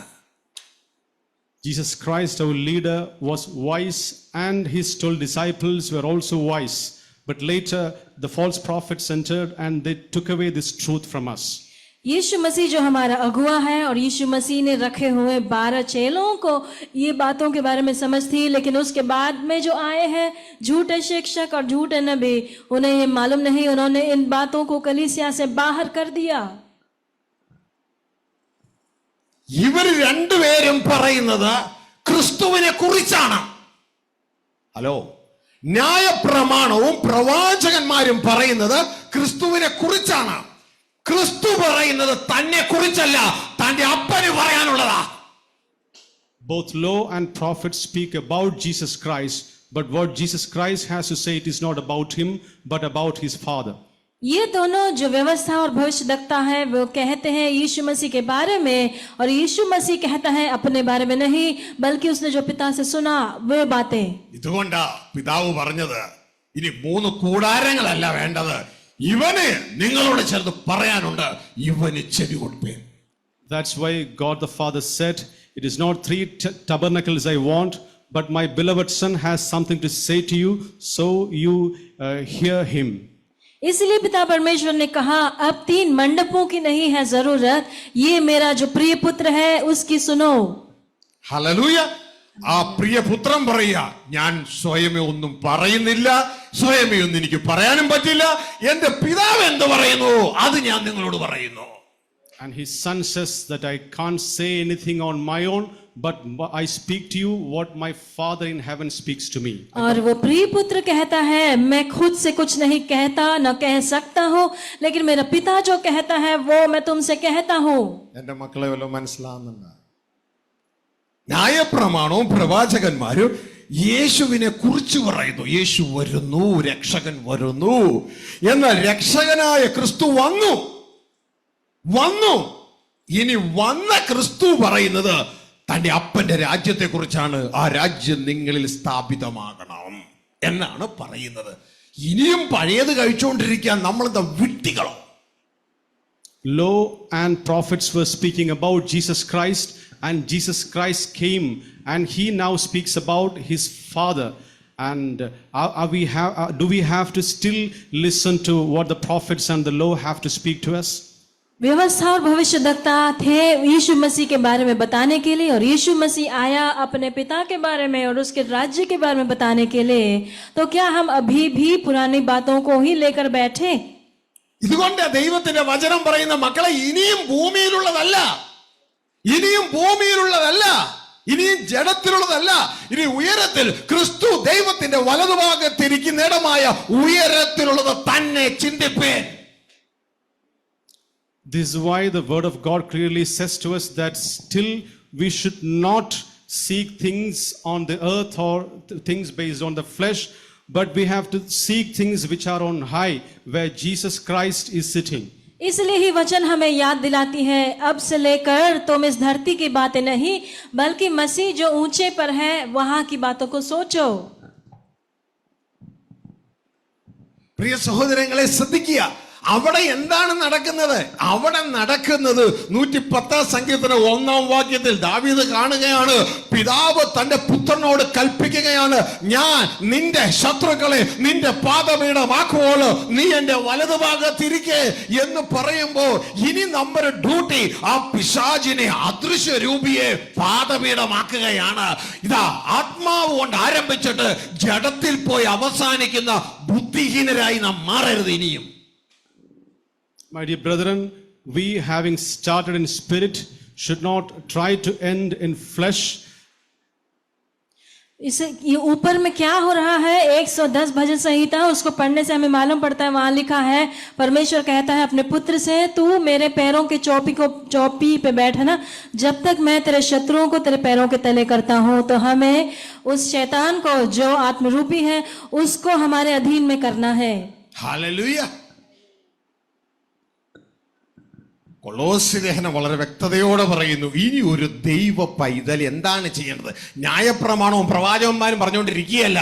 ഇനിയും തിരുവനന്തപുരത്ത് നിന്ന് കൊല്ലത്തേക്ക് എങ്ങനെ പോകുമെന്ന് ചിന്തിച്ചുകൊണ്ടിരിക്കുകയല്ല. കോയമ്പത്തൂരിന് ചിന്തിക്കണം എങ്ങനെയാ അവിടെ ഭവനം പണിയാന്നാ ചിന്തിക്കേണ്ടേ. മനസ്സിലായോ? ഇനി നമ്മൾ ചെയ്യേണ്ടത് അവിടെ പറയാണ്, നീ ക്രിസ്തുവിനോട് കൂടെ ഉയർത്തെഴുന്നേറ്റിരിക്കുന്നുവെങ്കിൽ ക്രിസ്തു ദൈവത്തിന്റെ വലതുഭാഗത്തിരിക്കുന്നിടമായ ഉയരത്തിലുള്ളത് തന്നെ ചിന്തിപ്പേ, ഭൂമിയിലുള്ളതല്ല. The book of Colossians says that if you have risen with the Christ, you should start thinking things that are above. कुलुस्सियों की पुस्तक में जिस तरह लिखा है, तुम मसीह के साथ जी उठाए गए तो तुम्हारा स्थान उसके साथ में ही है, इसलिए नीचे की बातों को नहीं सोचना है। मसीह यीशु ऊपर है और अपनी शत्रुओं को वो नीचे हराने के लिए वो इंतजार कर रहा है। हमें भी उस बातों के बारे में सोचना है। ഹല്ലേലൂയ. മനസ്സിലാവുന്നുവല്ലോ? മനസ്സിലായോ നിങ്ങൾക്ക്? ഇതൊരു ഹെവൻലി റൂട്ടാണ്. ആ റൂട്ട് വ്യക്തതയോടെ മനസ്സിലാക്കി ഞാനും നിങ്ങളും പ്രവർത്തിക്കേണ്ടതായിട്ടുണ്ട്. അല്ല എങ്കിൽ വചനം നമുക്കിട്ടിരിക്കുന്ന ഇരട്ടപ്പേരാണ് ബുദ്ധിഹീനർ. So this is a heavenly root that we have to understand it. Unless we understand, there is a nickname that is given to us, that is we are voiceless. और ये स्वर्ग के लिए ये रास्ता है, ये हमें समझना है। इन बातों को हम नहीं समझेंगे तो ऐसे लोगों के लिए वचन कहता है वे बुद्धिहीन है। ഹല്ലേലൂയ. ഞാൻ ദൈവത്തോട് പ്രാർത്ഥിക്കും, ഇത്രത്തോളം ബുദ്ധിഹീനരാക്കി എൻ്റെ സഹോദരങ്ങളെ പിശാച് മാറ്റിയിട്ട് ഇവരത് തിരിച്ചറിയുന്നത് പോലുമില്ല, ഇതിനെക്കുറിച്ച് ചിന്തിക്കാൻ പോലും ഇവർക്ക് പറ്റുന്നില്ല.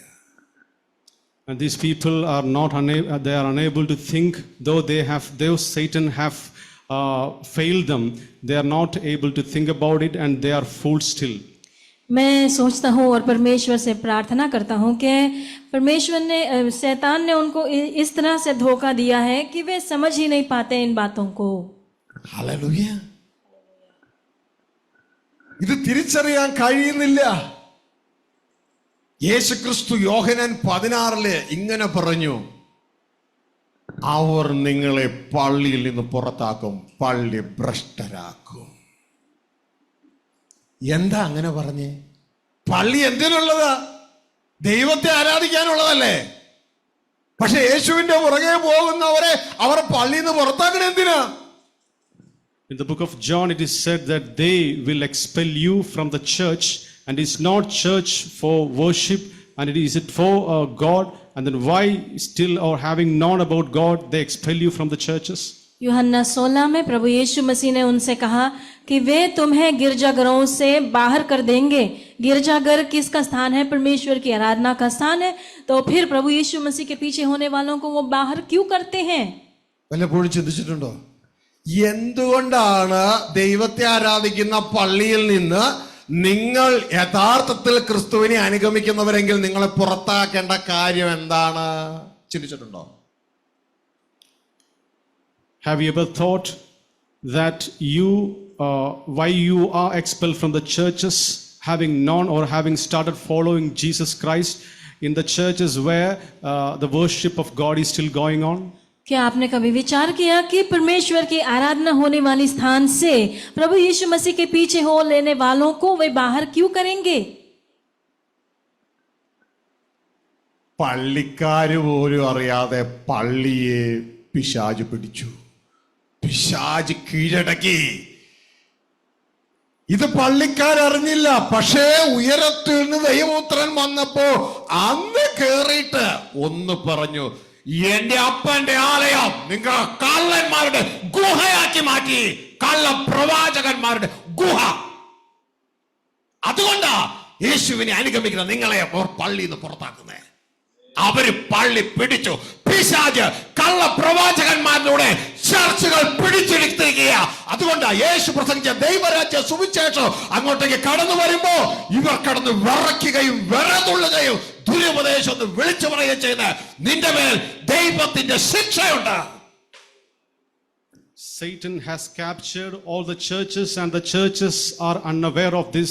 That's why Christ said, the house of my God has been made as a cave for the thieves. इनके जाने बिना ही शैतान ने परमेश्वर के निवास स्थान का कब्जा किया है। इसलिए प्रभु यीशु मसीह ने कहा कि मेरा घर प्रार्थनालय कहा जाएगा, लेकिन तुमने उसे चोरों का गुफा बना डाल दिया। ഹല്ലേലൂയ. നമ്മൾ നേരത്തെ വായിച്ച വചനത്തിന്റെ താഴെ തക്ക സമയത്ത് ആഹാരം കൊടുക്കുന്ന ഭൃത്യനെ സകലത്തിന് യജമാനാക്കി വെക്കൂ എന്ന് പറഞ്ഞിട്ട് വേറൊരു കൂട്ടം സർവൻസിനെ അതിന്റെ താഴെ പറയുന്നുണ്ട്. അവര് കള്ളന്മാരുടെ കൂടെ കൂടി ഈ ജനത്തിൻ്റെതൊക്കെ ചോർത്തിയെടുത്ത് അവരെ ആഘോഷിക്കാനും ഒക്കെ തുടങ്ങി. അവർക്ക് ഒറിജിനലിന് ഇഷ്ടമല്ല. കർത്താവ് പറഞ്ഞു അവർക്ക് കൊടിയ പണിഷ്മെന്റ് ഉണ്ട്. ആ ദൈവത്തിന്റെ ദാസന്മാർ എന്ന് പേര് പറഞ്ഞ നടക്കുന്ന നിങ്ങൾക്ക് കൊടിയ പണിഷ്മെന്റ് ഉണ്ട്.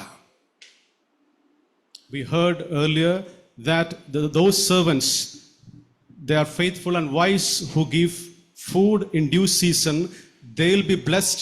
But those prophets, the false prophets, they take away the things of the people, they will be punished.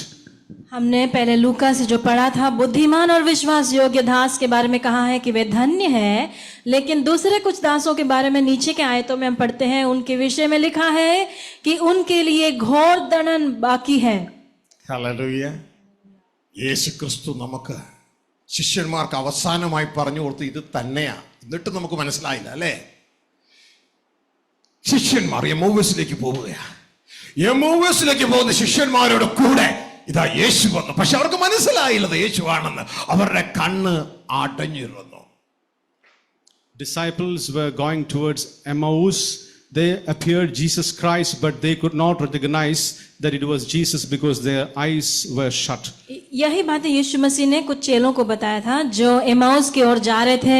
यीशु उनके साथ चल रहा था, लेकिन उन्होंने नहीं पहचाना कि वे यीशु हैं, क्योंकि उनकी आंखें बंद थी। അവര് യേശുവിനോട് പറഞ്ഞു, യേശു ചോദിച്ചു എന്താ നിങ്ങൾ സംസാരിക്കുന്നത്? അപ്പൊ ഇവര് യേശുവിനോട് പറഞ്ഞു, നീ ഇതൊന്നും അറിയുന്നില്ലേ? ഇതാ ക്രൈസ്റ്റ് എന്ന് ക്രിസ്തു എന്ന് പറയുന്ന ഒരു വന്നു. ഞങ്ങൾ ചിന്തിച്ചു അവൻ ഇസ്രായേലിന് രാജ്യം ദാസ്ഥാനപ്പെടുത്തി കൊടുക്കുമെന്നൊക്കെ ഞങ്ങൾ ചിന്തിച്ചു. പക്ഷേ ഇതാ ചില ദിവസങ്ങൾക്ക് മുമ്പ് അവനെ കാൽവരിയിൽ ക്രൂശിൽ ക്രൂശിച്ചു. അവൻ എന്നേക്കുമായി ഇല്ലാതെയായി.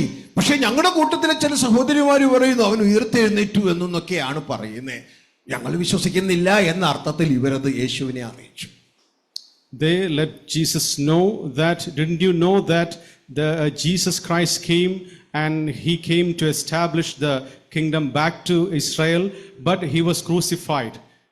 यीशु उनके साथ में चलते हुए उनसे पूछा कि तुम किस बारे में चर्चा करते हो? तो उन्होंने बताया कि क्या तुझे नहीं मालूम कि हमारे यीशु नासरी जो सब लोग जानते थे उसे, और हमने सोचा कि वो यरूशलेम हमारा राज्य को पुनर्स्थापित करेगा, लेकिन कुछ दिन पहले वो कलवरी पर क्रूसित किया गया। लेकिन इसके बावजूद, इसके अलावा हमारे में से कुछ स्त्रियों ने कहा कि वो जिंदा है। ഉടനെ യേശു മോശയുടെ പുസ്തകം പെന്റാറ്റുക് മുതൽ, ഹല്ലേലൂയ, ഉൽപ്പത്തി മുതൽ മാലാഖി വരെ സകല പ്രവാചകന്മാരിലും തന്നെ കുറിച്ച് എഴുതിയിരിക്കുന്നത് അവർക്ക് പറഞ്ഞു കൊടുത്തു. അവരുടെ ഹൃദയം തുറന്നു. എന്താ അറിയിക്കുന്നത്? ഉൽപ്പത്തി മുതൽ മാലാഖി വരെ പറയുന്ന സന്ദേശം, വീഴ്ചയ്ക്ക് ശേഷം പറയുന്ന സന്ദേശം, രക്ഷകനായ ക്രിസ്തു വന്ന് നിങ്ങളെ വിടുവിക്കും എന്ന സന്ദേശമാണ്. അത് മുഴുവൻ വിരൽ ചൂണ്ടുന്നത് യേശു ക്രിസ്തുവിലേക്കാ. Followed by that, Jesus Christ told them the messages from Genesis to Malachi. They're all the prophets were prophesying about the coming of Jesus Christ, and Jesus Christ spoke to them about this message.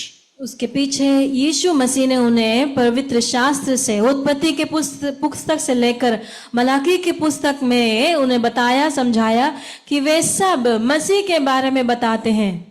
Hallelujah. യേശു ക്രിസ്തു അവർക്ക് പേരിട്ടു, ബുദ്ധിഹീനരെ, മന്ദബുദ്ധികളെ. പ്രവാചകന്മാർ പറയുന്നത്, പ്രവാചക പുസ്തകത്തിൽ എഴുതിയിരിക്കുന്നത് നിങ്ങൾ വിശ്വസിക്കുന്നില്ലയോ? അവയെല്ലാം എന്നെ കുറിച്ച് സാക്ഷ്യം പറയുന്നു. He named them foolish, and haven't you heard what the prophets say, they all speak about myself. यीशु मसीह ने उनको कहा कि है निर्बुद्धियों और व्यवस्था और नबियों के बातों को विश्वास करने में मंदमती हो। उन्होंने जो कुछ कहा है सब मेरे बारे में कहा। 24-25 മുതൽ വായിക്കുമ്പോൾ അവർ എഴുതിയിരിക്കുന്നു, ക്രിസ്തു അവരോട് അയ്യോ, ഇരട്ട പേരിടുക കേട്ടോ, ബുദ്ധിഹീനരെ, പ്രവാചകന്മാർ പറഞ്ഞിരിക്കുന്ന എല്ലാം വിശ്വസിക്കാത്ത, ഒന്ന് വിളിച്ചേ, യേശു പറയണം നല്ലതാന്ന്, യേശു പറയണം നമ്മളെന്ന് വിളിച്ചേ, മന്ദബുദ്ധികളെ, അല്ലേ? ചിലപ്പോ നമ്മുടെ അമ്മമാര് വിളിക്കാറില്ല അങ്ങനെ, എടാ മന്ദബുദ്ധി എന്ന് വിളിക്കാറില്ലേ? ഇതാ യേശു നമ്മളെ ഇരട്ടപ്പേരിടുക, മന്ദബുദ്ധികളെ. ക്രിസ്തു ഇങ്ങനെ കഷ്ടം അനുഭവിച്ചിട്ട് തന്റെ മഹത്വത്തിൽ കിടക്കേണ്ടതല്ലയോ എന്ന് പറഞ്ഞു. മോശ തുടങ്ങി, അതാണ് ഉൽപ്പത്തി തുടങ്ങി, സകല പ്രവാചകന്മാരിലും എല്ലാ തിരുവെഴുത്തുകളിലും തന്നെ കുറിച്ചുള്ളത് അവർക്ക് വ്യാഖ്യാനിച്ചു കൊടുത്തു. സകല തിരുവെഴുത്തുകളും വിരൽ ചൂണ്ടുന്നത് ക്രിസ്തുവിലേക്കാണ്. പഴയ ഉടമ്പടിയിൽ, പുതിയ ഉടമ്പടിയിൽ സകലതും ക്രിസ്തു പറയുന്നതാണ്. And Jesus said unto his disciples, O foolish men, and slow of heart to believe in all that the prophets have spoken. And beginning from Moses and from all the prophets, he interpreted to them in all the scriptures the things concerning himself. तब उसने उनसे कहा, हे निर्बुद्धियों और भविष्यद्वक्ताओं की बातों पर विश्वास करने में मंदमतियों, क्या अवश्य न था कि मसीह इस प्रकार से दुख उठाकर अपनी महिमा में प्रवेश करे? तब उसने मूसा और सब भविष्यद्वक्ताओं से आरंभ करके सारे पवित्र शास्त्र में जो अपने विषय में लिखी बातों का अर्थ उन्हें समझा दिया। ഹല്ലേലൂയ. മത്തായി 11:13 പറയുന്നു, സകല പ്രവാചകന്മാരും ന്യായപ്രമാണവും, ഈ രണ്ട് കൂട്ടർ, സകല പ്രവാചകന്മാരും ന്യായപ്രമാണവും യോഹന്നാൻ വരെ പ്രവചിച്ചു. യോഹന്നാനോട് തുടർന്നാണ് ക്രിസ്തു വരുന്നത്. ഇതാ അവരെല്ലാവരും ക്രിസ്തുവിലേക്ക് വിരൽ ചൂണ്ടുന്നവരാണ്. ക്രിസ്തുവിലേക്ക് വിരൽ ചൂണ്ടുമ്പോൾ യാഥാർത്ഥ്യം വന്നു. ഒരു മനുഷ്യനെ, മരിച്ചുപോയവനെ, ആത്മാവിൽ മരിച്ചവനെ വീണ്ടും ജനിപ്പിക്കുന്ന തലം വരെ, രക്ഷകൻ വരെ ഇവരെല്ലാം പ്രവചിച്ചു. ഇനി എന്തിന്റെ കാലമാ? ഇനി ഇതാ ബലാത്കാരത്തോടെ സ്വർഗരാജ്യത്തിൽ കടക്കേണ്ട കാലമാ. അതുകൊണ്ടാണ് അതിന്റെ 12 എഴുതിയിരിക്കുന്നത്, യോഹന്നാൻ സ്നാപകന്റെ നാളുകൾ മുതൽ ഇന്നേ വരെ സ്വർഗരാജ്യത്തെ ബലാത്കാരം ചെയ്യുന്നു, ബലാത്കാരികൾ അതിനെ പിടിച്ചെടുക്കുന്നു, പിടിച്ചടക്കുന്നു. Both law and prophets finger at Jesus Christ. Matthew chapter 11 verse 13 says, for all the prophets and the law prophesied until John. And verse 12 says, and from the days of John the Baptist until now the kingdom of heaven suffereth violence, and men of violence take it by force. इसलिए ही यीशु मसीह ने कहा कि यूहन्ना तक सारे भविष्यद्वक्ता और व्यवस्था भविष्यवाणी करते रहे, और कहा कि यूहन्ना बपतिस्मा देने वालों की दिनों से अब तक स्वर्ग के राज्य में बलपूर्वक प्रवेश होता रहा है और बलवान उसे छीन लेते हैं। ഹല്ലേലൂയ. എന്റെ പ്രിയ കുഞ്ഞുങ്ങളെ, നിങ്ങൾക്ക് ഉത്തരം കിട്ടിയോ? ഇനി നമ്മൾ കഴിക്കേണ്ട ഭക്ഷണം ദൈവരാജ്യത്തിന്റെ മൊഴികളാണ്. ഹല്ലേലൂയ. ന്യായപ്രമാണവും പ്രവാചകന്മാരും ക്രിസ്തുവിലേക്ക് നടത്തുവാൻ നമുക്ക് വഴികാട്ടികളായിരുന്നു. ന്യായപ്രമാണം നമുക്ക് ഒരു ശിശുപാലകനെ പോലെ സൂക്ഷിക്കപ്പെടുവാൻ കാര്യമായി തീർന്നു. പ്രവാചകന്മാർ ക്രിസ്തു വരുന്നു എന്ന പ്രത്യാശ നമുക്ക് തരുവാൻ കാരണമായി തീർന്നു. The law of Moses was a babysitter. It preserved us, and the prophets were prophesying about the coming of Jesus Christ. Now this is the time we should start eating the verse of the kingdom of heaven.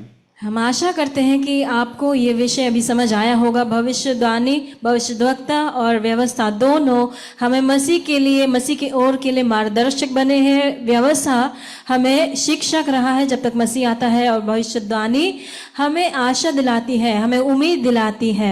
ഇനി നമ്മൾ കേൾക്കേണ്ടത് സ്വർഗ്ഗസ്ഥ പിതാവിന്റെ കൽപ്പനയാണ്. ഇവൻ എൻ്റെ പ്രിയപുത്രൻ, ഇവന് ചെവി കൊടുപ്പേൻ. അവന് പറയാനുള്ളത് മുഴുവൻ ദൈവരാജ്യത്തെക്കുറിച്ചാണ്, തൻ്റെ അപ്പനെ കുറിച്ചാണ്. ഇനി ആ ദൈവകൽപ്പന നിരസിച്ചതുകൊണ്ട് നിങ്ങൾ നരകത്തിലേക്ക് യാത്രയാകരുത്. Now we should start listening to the commandment of God. And God said, this is my beloved, and he has something to speak to you, so you have to listen to him. और अभी हमें सुनना है मसीह को और उसके संदेश को, उसके सुसमाचार को, जो कि परमेश्वर के राज्य की घोषणा है। ഹല്ലേലൂയ. ഇതുകൊണ്ടാണ് യേശുക്രിസ്തു അവസാനം പറയുന്നത് ജഡ്ജ്മെന്റ് സീറ്റിൽ, എന്നെ കർത്താവേ കർത്താവേ എന്ന് പറയുന്ന ഏവനുമല്ല, എൻ്റെ പിതാവിന്റെ ഇഷ്ടം. അതാണ് ഞാൻ 3.5 വർഷം നിങ്ങളോട് പറഞ്ഞത്. അത് ചെയ്യുന്നവനാണ് സ്വർഗരാജ്യം അവകാശമാക്കുന്നത്. This is why at the judgment seat Jesus said, "It is not for those who call me Lord, Lord that the kingdom of God belongs, but those who do the will of God." अब हमें जरूरत है मसीह के बातों को सुनना और करना। यीशु मसीह ने कहा, मुझे प्रभु प्रभु कहने वाला नहीं, बल्कि मेरे पिता की इच्छा करने वाला स्वर्ग के राज्य में प्रवेश करेगा। അതുകൊണ്ടാണ് ഹെബ്രായലേഖനം 2:1 മുതൽ വായിക്കുമ്പോൾ നമുക്ക് അതിന്റെ കൺക്ലൂഷൻ ആണ്, ഇത്ര വലിയ രക്ഷയെ നാം ഗണ്യമാക്കാതെ പോയാൽ എങ്ങനെ തെറ്റുകഴിയും? ഏതാണ് ഈ വലിയ രക്ഷ? Hebrews chapter 2 verse 1 says, "Therefore we ought to give the more earnest heed." ഞാനത് പറഞ്ഞില്ല. ഞാൻ പറഞ്ഞ അതിന്റെ കൺക്ലൂഷൻ ആയിട്ട് താഴെ, ഇത്ര വലിയ രക്ഷയെ ഗണ്യമാക്കാതെ പോയാൽ എങ്ങനെ നാം തെറ്റി ഒഴിയുമെന്നാ പറഞ്ഞു. ഇത് പറഞ്ഞില്ല. Such a great salvation. Such a great salvation we have. If we don't care about it, what may happen to us? इसीलिए ही इब्रानियों की पुस्तक 2 अध्याय में लिखा है कि इतनी बड़ी उद्धार को हम अनसुनी करेंगे तो हम कैसे बच निकलेंगे। അതാണ് അതിന്റെ 4-ാം വാക്യം. ഇത് ഏതാണ് ഇത്ര വലിയ രക്ഷ? 1-ാം വാക്യം മുതൽ നമുക്ക് കാണാൻ പറ്റും എന്താണ് ഇത്ര വലിയ രക്ഷ എന്നറിയാമോ?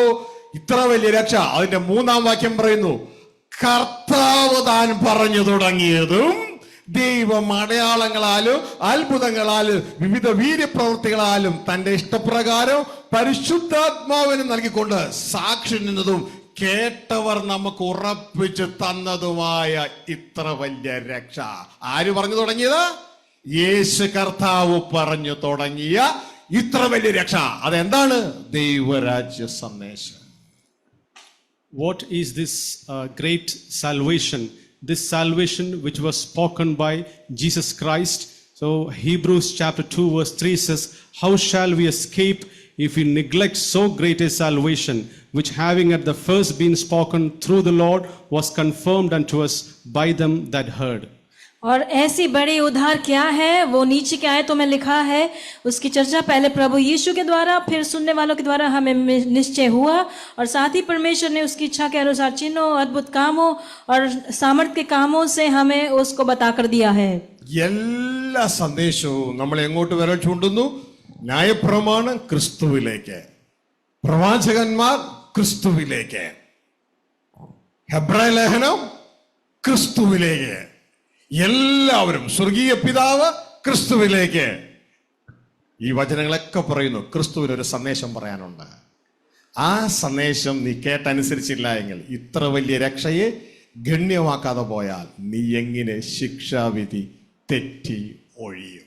എൻ്റെ സഹോദരങ്ങളെ, കരഞ്ഞുകൊണ്ട് പറയട്ടെ, സഭകൾ പിശാചിന്റെ പിടിയില, കള്ളപ്രവാചകന്മാരുടെ പിടിയില. രക്ഷപ്പെട്ടോ? അതുകൊണ്ടാ സഭയിൽ ക്രിസ്തു പ്രസംഗിച്ച സുവിശേഷം ഇല്ലാത്തത്. All the messages are fingering at Jesus Christ. Law is fingering at Jesus Christ. Prophets are fingering at Jesus Christ. Even God the Father is also fingering at Jesus Christ. He says, "This is my beloved Son. He has something to say to us." And this message that Jesus Christ has spoken is nowhere heard in churches, because the leaders of the church are being captured by the devil. तो इसलिए हमने समझा कि भविष्यवाणी और व्यवस्था और पिता परमेश्वर खुद यीशु मसीह की ओर इशारा कर रहे हैं। और लेकिन दुख की बात यह है, आंसुओं के साथ कहना चाहता हूँ कि कलीसिया में आज यीशु मसीह का संदेश नहीं है। शैतान ने उसे छीन लिया है। इससे हमें बचकर रहना है। വളരെ ചുരുക്കം ചില ദൈവദാസന്മാർ ഇത് പറയാൻ ആഗ്രഹിക്കുന്നുണ്ട്. പക്ഷെ പറയാൻ ആഗ്രഹിക്കുന്നവരെ യോഹന്നാൻ 16 പറയുന്നത് പോലെ അവർ പള്ളിയിൽ നിന്ന് അവരെ പുറത്താക്കും. There are a few servants of God who like to preach this gospel which was preached by Jesus Christ, but as John chapter 16 says, they will expel them from the churches if they speak the gospel that was preached by Jesus Christ. बहुत कम ऐसे परमेश्वर के दास हैं, सेवक हैं जो इस संदेश को सुनाते हैं, लेकिन ऐसों को, जैसे हमने पहले सुना, गिरजाघरों से बाहर किए जाते हैं. ഞാൻ കൺക്ലൂഡ് ചെയ്യട്ടെ. തക്ക സമയത്തെ ആഹാരം കൊടുക്കുവാൻ ദൈവം എന്നെ ഏൽപ്പിച്ചത് കൊണ്ടാണ് അപ്പോഴപ്പോഴുള്ള ആഹാരം ദൈവം എൻ്റെ കയ്യിൽ ഏൽപ്പിക്കുകയും വിശ്വസ്തനായി നിൽക്കണമെന്നുള്ള ആഗ്രഹമുള്ളത് കൊണ്ട് ഒട്ടും പറയ്ക്കാതെ അത് സഭയെ ആരെന്തു പറഞ്ഞാലും സഭ അറിയണമെന്ന് ചിന്തിച്ചുകൊണ്ടും തീരുമാനിച്ചതുകൊണ്ടും നിങ്ങളെ അറിയിപ്പാൻ ദൈവം എനിക്ക് ശക്തി തരുന്നത്. God always strengthens me because He has appointed me to speak to you and give you the food in due season. इस समाप्ति में कहना चाहता हूँ, सही समय पर भोजन देने के लिए परमेश्वर ने मुझे नियुक्त किया है, तो इसलिए मेरे फर्ज को करने के लिए उसके लिए मैंने दृढ़ निर्णय लिया हुआ हूँ. രാവിലെ നമ്മൾ ഒരു പക്ഷേ ചായയും ബിസ്ക്കറ്റും കഴിച്ചു. ഇതാ നമ്മളുടെ മുൻപിലുള്ളവർ, അവർ ന്യായപ്രമാണവും പ്രവാചകന്മാരും കഴിച്ചു. എന്നാൽ സമയം വൈകി, ഉച്ചയ്ക്ക് ഒരു 1:30 മണിയോടുകൂടിയായി. ഞാനും നിങ്ങളൊരു ഹോട്ടലിൽ കയറി ഫുഡ് കൊണ്ടുവരാൻ പറഞ്ഞപ്പോൾ അവർ പറഞ്ഞു ചായയും ബിസ്ക്കറ്റും മാത്രമേ ഉള്ളൂ എന്ന് പറഞ്ഞാൽ നിങ്ങൾ തിരിച്ചെന്ത് പറയും? ഇത് ചായ കുടിക്കേണ്ട സമയമാണോ ചേട്ടാ? In the morning we had tea and biscuit. There was a time we ate what Moses, the law of Moses had to say and the prophets had to say. But now the time is changed. This is the lunch time where if you go to a restaurant and the people say that we have only biscuit and tea. Will you agree with that? हम सुबह सवेरे को हमने चाय और biscuit खाया. अब हमारे पूर्वजों ने व्यवस्था और भविष्यवाणी की बातों को सुना था और माना था, लेकिन समय बीतने पर दोपहर के समय भोजन का समय में हमने अगर एक रेस्टोरेंट में गए तो उन्होंने हमें कहा कि चाय और बिस्किट उपलब्ध है, तो क्या हम उनसे नहीं पूछेंगे कि भैया क्या ये चाय बिस्कुट का समय है? ഇപ്പോൾ ന്യായപ്രമാണത്തിന്റെ പ്രവാചകന്മാരുടെ സമയമല്ല. യേശുക്രിസ്തു ഇങ്ങനെ പറഞ്ഞു, ഏയ് കാപ്പറ്റ്യരെ, ആകാശത്തിന്റെ ഭാവഭേദങ്ങളെ വിവേചിക്കാൻ നിങ്ങൾക്കറിയാം എങ്കിൽ ഇതാ ഞാൻ വന്ന് നിൽക്കുന്നു, കാലത്തെ ഒന്ന് വിവേചിച്ചാട്ടെ. This is not the time of prophets and laws. Jesus said, you hypocrites, you can discern the season looking at the cloud, but now the time is over. ये अभी व्यवस्था और भविष्यवाणी का समय नहीं है. यीशु मसीह ने उस समय के लोगों से कहा कि पाखंडियों, तुम आसमान के चिन्हों को और कालों को पहचानना जानते हो, लेकिन मुझे परख लो, समय आ चुका है. പ്രിയ സഹോദരങ്ങളെ, രാവിലെ നമ്മൾ ചായയും ബിസ്ക്കറ്റൊക്കെ കഴിക്കുന്നു. ഉച്ചയ്ക്ക് ചായയും ബിസ്ക്കറ്റ് അല്ല, ഉച്ചയ്ക്ക് നമ്മൾ ഊണ് കഴിക്കുന്നു. ഇതേപോലെ നമ്മുടെ പൂർവ്വപിതാക്കന്മാർ അവർ ആത്മാവിൽ മരിച്ചവരായിരുന്നപ്പോൾ അവരെ ആത്മാവിൽ മരിച്ചതിൽ നിന്ന് രക്ഷിക്കുവാൻ രക്ഷകനെ വാഗ്ദത്തം ചെയ്ത് രക്ഷകൻ വരുന്നത് വരെ അവർ ന്യായപ്രമാണവും പ്രവാചകന്മാരും കഴിച്ചു. ഇപ്പോൾ രക്ഷകൻ വന്നു, നമ്മളെ രക്ഷിച്ചു.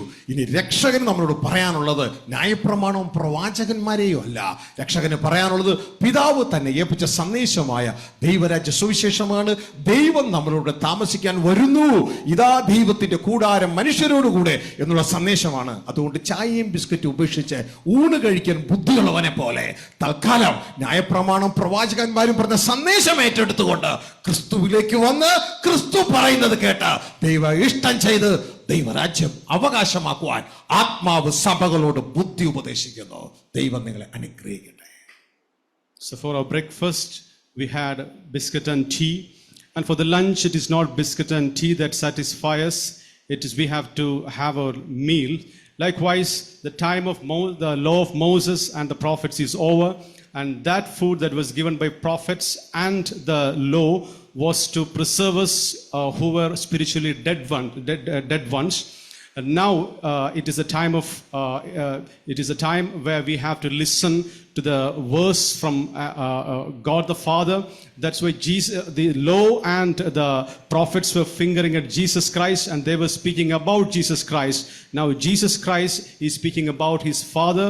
That Father is coming to abide with us.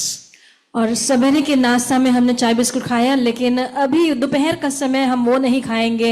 हमारे पूर्वजों जो आत्मा में मृत अवस्था में थे उनके लिए परमेश्वर ने व्यवस्था और भविष्यवाणी दी, जिन्होंने यीशु मसीह की ओर इशारा की। अब यीशु मसीह आ गया है तो हमें सुनना है यीशु मसीह के संदेश को, यीशु मसीह के सुसमाचार को। और उसका सुसमाचार ये है कि परमेश्वर के राज्य के बारे में और कि हम परमेश्वर के साथ हमें रहना है। तो इसलिए परमेश्वर का आत्मा कहता है कि जिसके जो समझदार है वो इन बातों को समझ ले। നമുക്ക് എഴുന്നേൽക്കാം, നമ്മുടെ കണ്ണുകളെ അടയ്ക്കാം. കേട്ട വചനത്തിന് മുൻപാകെ നമുക്ക് നമ്മളെ തന്നെ ദൈവകരങ്ങളിലേക്ക് സമർപ്പിക്കാം. എല്ലാവരും അവരവരായിരിക്കുന്ന സ്ഥലങ്ങളിൽ എഴുന്നേറ്റ് നിന്നുകൊണ്ട് ദൈവവചനത്തോടുള്ള റെസ്പെക്റ്റ്, എഴുന്നേൽക്കാൻ കഴിയാത്തവർ മുട്ടിന്മേലായിരുന്നുകൊണ്ട്, അപ്പാ ഇത്രമാത്രം സന്ദേശം വളരെ വ്യക്തതയോടെ ഈ അന്ത്യകാലത്ത് അങ്ങനെ അറിയിച്ചതിനായി നന്ദി എന്ന ഹൃദയത്തോടെ ദൈവത്തിന് നന്ദി പറഞ്ഞുകൊണ്ട്, അജ്ഞതയിൽ നിന്ന് സത്യം അറിയുമ്പോൾ സത്യം എന്നെ സ്വതന്ത്രമാക്കുന്നു എന്ന ദൈവവചന പ്രകാരം ഈ വചനത്തിന് സത്യം കേട്ടപ്പോൾ എൻ്റെ ഹൃദയം ആനന്ദിക്കുന്നപ്പാ എന്ന് ദൈവത്തോട് പറഞ്ഞുകൊണ്ട് നന്ദി അർപ്പിച്ചുകൊണ്ട്, ഇനി അങ്ങ് കൽപ്പിച്ചതുപോലെ അങ്ങയുടെ പുത്രൻ പറഞ്ഞു തുടങ്ങിയത്, ഇവൻ എൻ്റെ പ്രിയപുത്രൻ, ഇവന് ചെവി കൊടുപ്പിൻ എന്ന് പറഞ്ഞ ഇത്ര വലിയ രക്ഷയെ ഇതുവരെയും ഞാൻ തള്ളി. എനിക്കത് അറിയില്ലായിരുന്നു യേശു എന്താണ് പറഞ്ഞു തുടങ്ങിയതെന്ന്. ഞാൻ ഇതുവരെയും കേട്ടില്ല.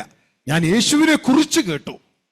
പ്രവാചകന്മാരും ന്യായപ്രമാണവും യേശുവിനെ കുറിച്ച് പറഞ്ഞു.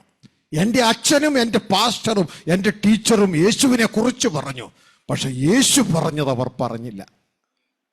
യേശു പറഞ്ഞതാണ് ഇത്ര വലിയ രക്ഷയെന്ന് കർത്താവ് താൻ പറഞ്ഞു തുടങ്ങിയതും ദൈവം അത്ഭുതങ്ങളാലും അടയാളങ്ങളാലും ഉറപ്പിച്ചു തന്നതും കേട്ടവർ ഇതാ നമുക്കത് വീണ്ടും ഉറപ്പിച്ചു തന്നതും സാക്ഷി നിന്നതുമായ ഇത്ര വലിയ രക്ഷയെ നാം ഗണ്യമാക്കാതെ പോയാൽ എങ്ങനെ ശിക്ഷാവിധി തെറ്റി ഒഴിയും? ഞങ്ങൾ അങ്ങയുടെ നാമത്തിൽ രോഗികളെ സൗഖ്യമാക്കി, ഭൂതങ്ങളെ പുറത്താക്കി പ്രവചിച്ചു. ഞങ്ങളങ്ങനെ കർത്താവേ എന്ന് പറഞ്ഞു. യേശു പറഞ്ഞു, എന്നെ കർത്താവേ കർത്താവേ എന്ന് പറയുന്നവനല്ല പുതിയ ഉടമ്പടിയിൽ പ്രവേശിക്കുന്നത്. അതിന്റെ എക്സിക്യൂഷൻ നടക്കണമെങ്കിൽ എൻ്റെ പിതാവിന് ഇഷ്ടം ചെയ്തവനെ സ്വർഗരാജ്യം അവകാശമാക്കുകയുള്ളൂ. ഞാൻ ഒരു കാലത്തും നിങ്ങൾ അറിഞ്ഞിട്ടില്ല അധർമ്മം പ്രവർത്തിക്കുന്നവരെ എന്നെ വിട്ടുപോവുകൻ. ഇത്ര വലിയ രക്ഷയെ ഗണ്യമാക്കാതെ പോയാൽ എങ്ങനെ തെറ്റി ഒഴിയും? പ്രിയ സഹോദരങ്ങളെ, നിങ്ങൾ ഈ ശബ്ദ കാഴ്ചപരിധിയിൽ ദൈവം നിങ്ങളെ കൊണ്ടുവന്നിട്ടുണ്ടെങ്കിൽ അത് ആകസ്മികമല്ല. ദൈവം നിങ്ങളെ സ്നേഹിക്കുന്നു.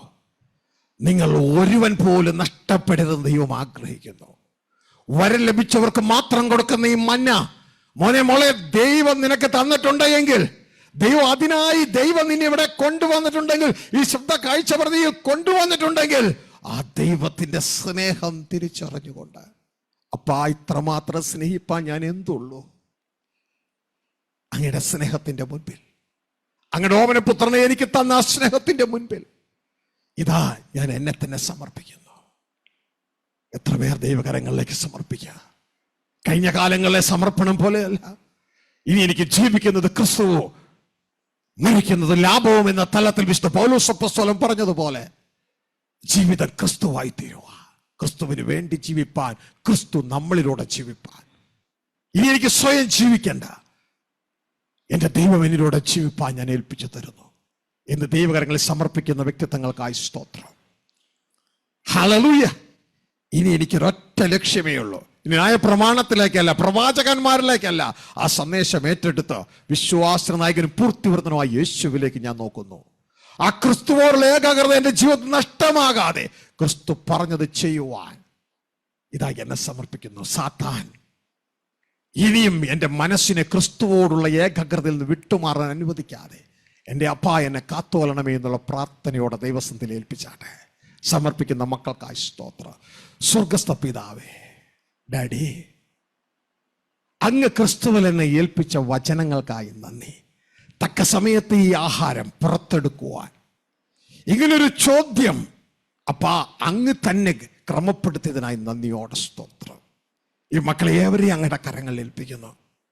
ആരും നശിച്ചു പോകാതെ ജഡത്തിലെ ആത്മാവിൽ മരിച്ചവർക്ക് കൊടുത്തുകൊണ്ടിരുന്ന ഭക്ഷണം കഴിച്ച് ആ ഒരു നിലവാരത്തിലായിരുന്നു ഞങ്ങൾ. എന്നാൽ ആത്മാവിൽ വീണ്ടും ജനിച്ചവർക്കുള്ള പുതിയ ഉടമ്പടിയുടെ പുതിയ വീഞ്ഞ് ഞങ്ങൾക്കങ്ങ് തരുന്നതിനാൽ, നിത്യജീവന്റെ മൊഴികൾ അങ്ങ് ഞങ്ങൾക്ക് തരുന്നതിനാൽ നന്ദിയോടെ സ്തോത്രം. അതിനായി ഇങ്ങനെ ക്രിസ്തുവെ മുദ്രയിട്ടിരിക്കുകയാൽ നന്ദിയോടെ സ്തോത്രം. ഞങ്ങൾ പിതാവേ, ക്രിസ്തുവിൽ അങ്ങയുടെ മാറിൽ അലിഞ്ഞു ചേരുവാൻ ഞങ്ങളെ തന്നെ സമർപ്പിക്കുകയാണ്. നന്ദി അപ്പാ, ഈ വചനത്തിനായി, ഈ സന്ദേശത്തിനായി നന്ദി. ഈ ജനത്തെ അങ്ങയുടെ നാമത്തിൽ അനുഗ്രഹിക്കുന്നു. ഒരു അനുഗ്രഹീതരായി നിലകൊള്ളുവാൻ സഹായിക്കണം. ഈ സന്ദേശം കേൾക്കുമ്പോൾ ഇത്രയും നാൾ സങ്കീർത്തനം വായിച്ചു കൊണ്ടിരുന്ന വ്യക്തിത്വങ്ങൾക്ക് പിതാവേ, അവർ സ്തേഫാനോസിനെ എറിഞ്ഞതുപോലെ കല്ലെടുത്ത് എറിയാതെ അപ്പാ ഇത് മനസ്സിലാക്കി മാനസാന്തരപ്പെട്ടുകൊണ്ട് കർത്താവ് താൻ പറഞ്ഞു തുടങ്ങിയതും ദൈവവും അത്ഭുതങ്ങളാലും അടയാളങ്ങളാലും സാക്ഷി നിന്നതും കേട്ട അപ്പസ്തോലന്മാർ വീണ്ടും ഉറപ്പിച്ച് തന്നതുമായ യേശുക്രിസ്തു പറഞ്ഞ ദൈവരാജ്യ സുവിശേഷത്തിലേക്ക് അവർ കടന്നു വരുവാൻ അവരെയും അങ്ങ് സഹായിക്കണമേ എന്ന് പ്രാർത്ഥിക്കുന്നു. സ്വയത്തെ ത്യജിപ്പാൻ, ക്രിസ്തുവെ അനുഗമിപ്പാൻ അവരെ സഹായിക്കണമേ എന്ന് പ്രാർത്ഥിക്കുന്നു. അത്ഭുത കരങ്ങളിൽ ഏൽപ്പിക്കുന്നു. സർവമഹത്വം ഞങ്ങൾ അങ്ങേക്ക് തരികയാണ്. ഈ കൂട്ടത്തിലായിരിക്കുന്നവർ രോഗികളുണ്ട്, ബലഹീനരുണ്ട്, സമാധാനമില്ലാതെ അലയുന്നവരുണ്ട്. അങ്ങ് അറിയുന്നല്ലോ അവരെയൊക്കെയും. അങ്ങ് ആശ്വസിപ്പിക്കണമേ. കിടക്കയിൽ കിടന്ന് എഴുന്നേക്കാൻ കഴിയാത്തവരുണ്ട്. അങ്ങയുടെ കരം കടന്നു വന്ന് അവരെ എഴുന്നേൽപ്പിക്കണമേ എന്ന് പ്രാർത്ഥിക്കുകയാണ്. രോഗികളെ അങ്ങ് സൗഖ്യമാക്കണമേ എന്ന് പ്രാർത്ഥിക്കുകയാണ്. അങ്ങയുടെ സമാധാനം ഈ മക്കളുടെ മേൽ കൽപ്പിക്കുന്നു. അങ്ങയുടെ സൗഖ്യം ഈ മക്കളുടെ മേൽ കൽപ്പിക്കുന്നു. ഈ ശബ്ദ കാഴ്ചപരിധിയിലുള്ള ഏവരിലും ദൈവത്തിന്റെ പ്രവർത്തനം അവരുടെ ജീവിതത്തിൽ കാണപ്പെടട്ടെ, അവരുടെ കുടുംബങ്ങളിൽ കാണപ്പെടട്ടെ, അവരുടെ തലമുറകളിൽ കാണപ്പെടട്ടെ. ഇവരെല്ലാവരും ദൈവത്താൽ അനുഗ്രഹീതരായിരിക്കട്ടെ, യേശുവിൻ നാമത്തിൽ തന്നെ. ആമേൻ, ആമേൻ, ആമേൻ. ദൈവം നിങ്ങളെ ഏവരെയും സഹായിക്കട്ടെ, കൂട്ടായിരിക്കട്ടെ. കേട്ട വചനം നിങ്ങൾക്ക് അനുഗ്രഹമായിരുന്നു വിശ്വസിക്കുന്നു. അതുകൊണ്ട് നന്ദിയുള്ള ഹൃദയമുള്ളവരായി ദൈവത്തോട് നന്ദി എന്ന് പറഞ്ഞുകൊണ്ട് നമുക്കായിരിക്കാം. ദൈവം നിങ്ങളെ ഏവരെയും സഹായിക്കട്ടെ, കൂട്ടായിരിക്കട്ടെ.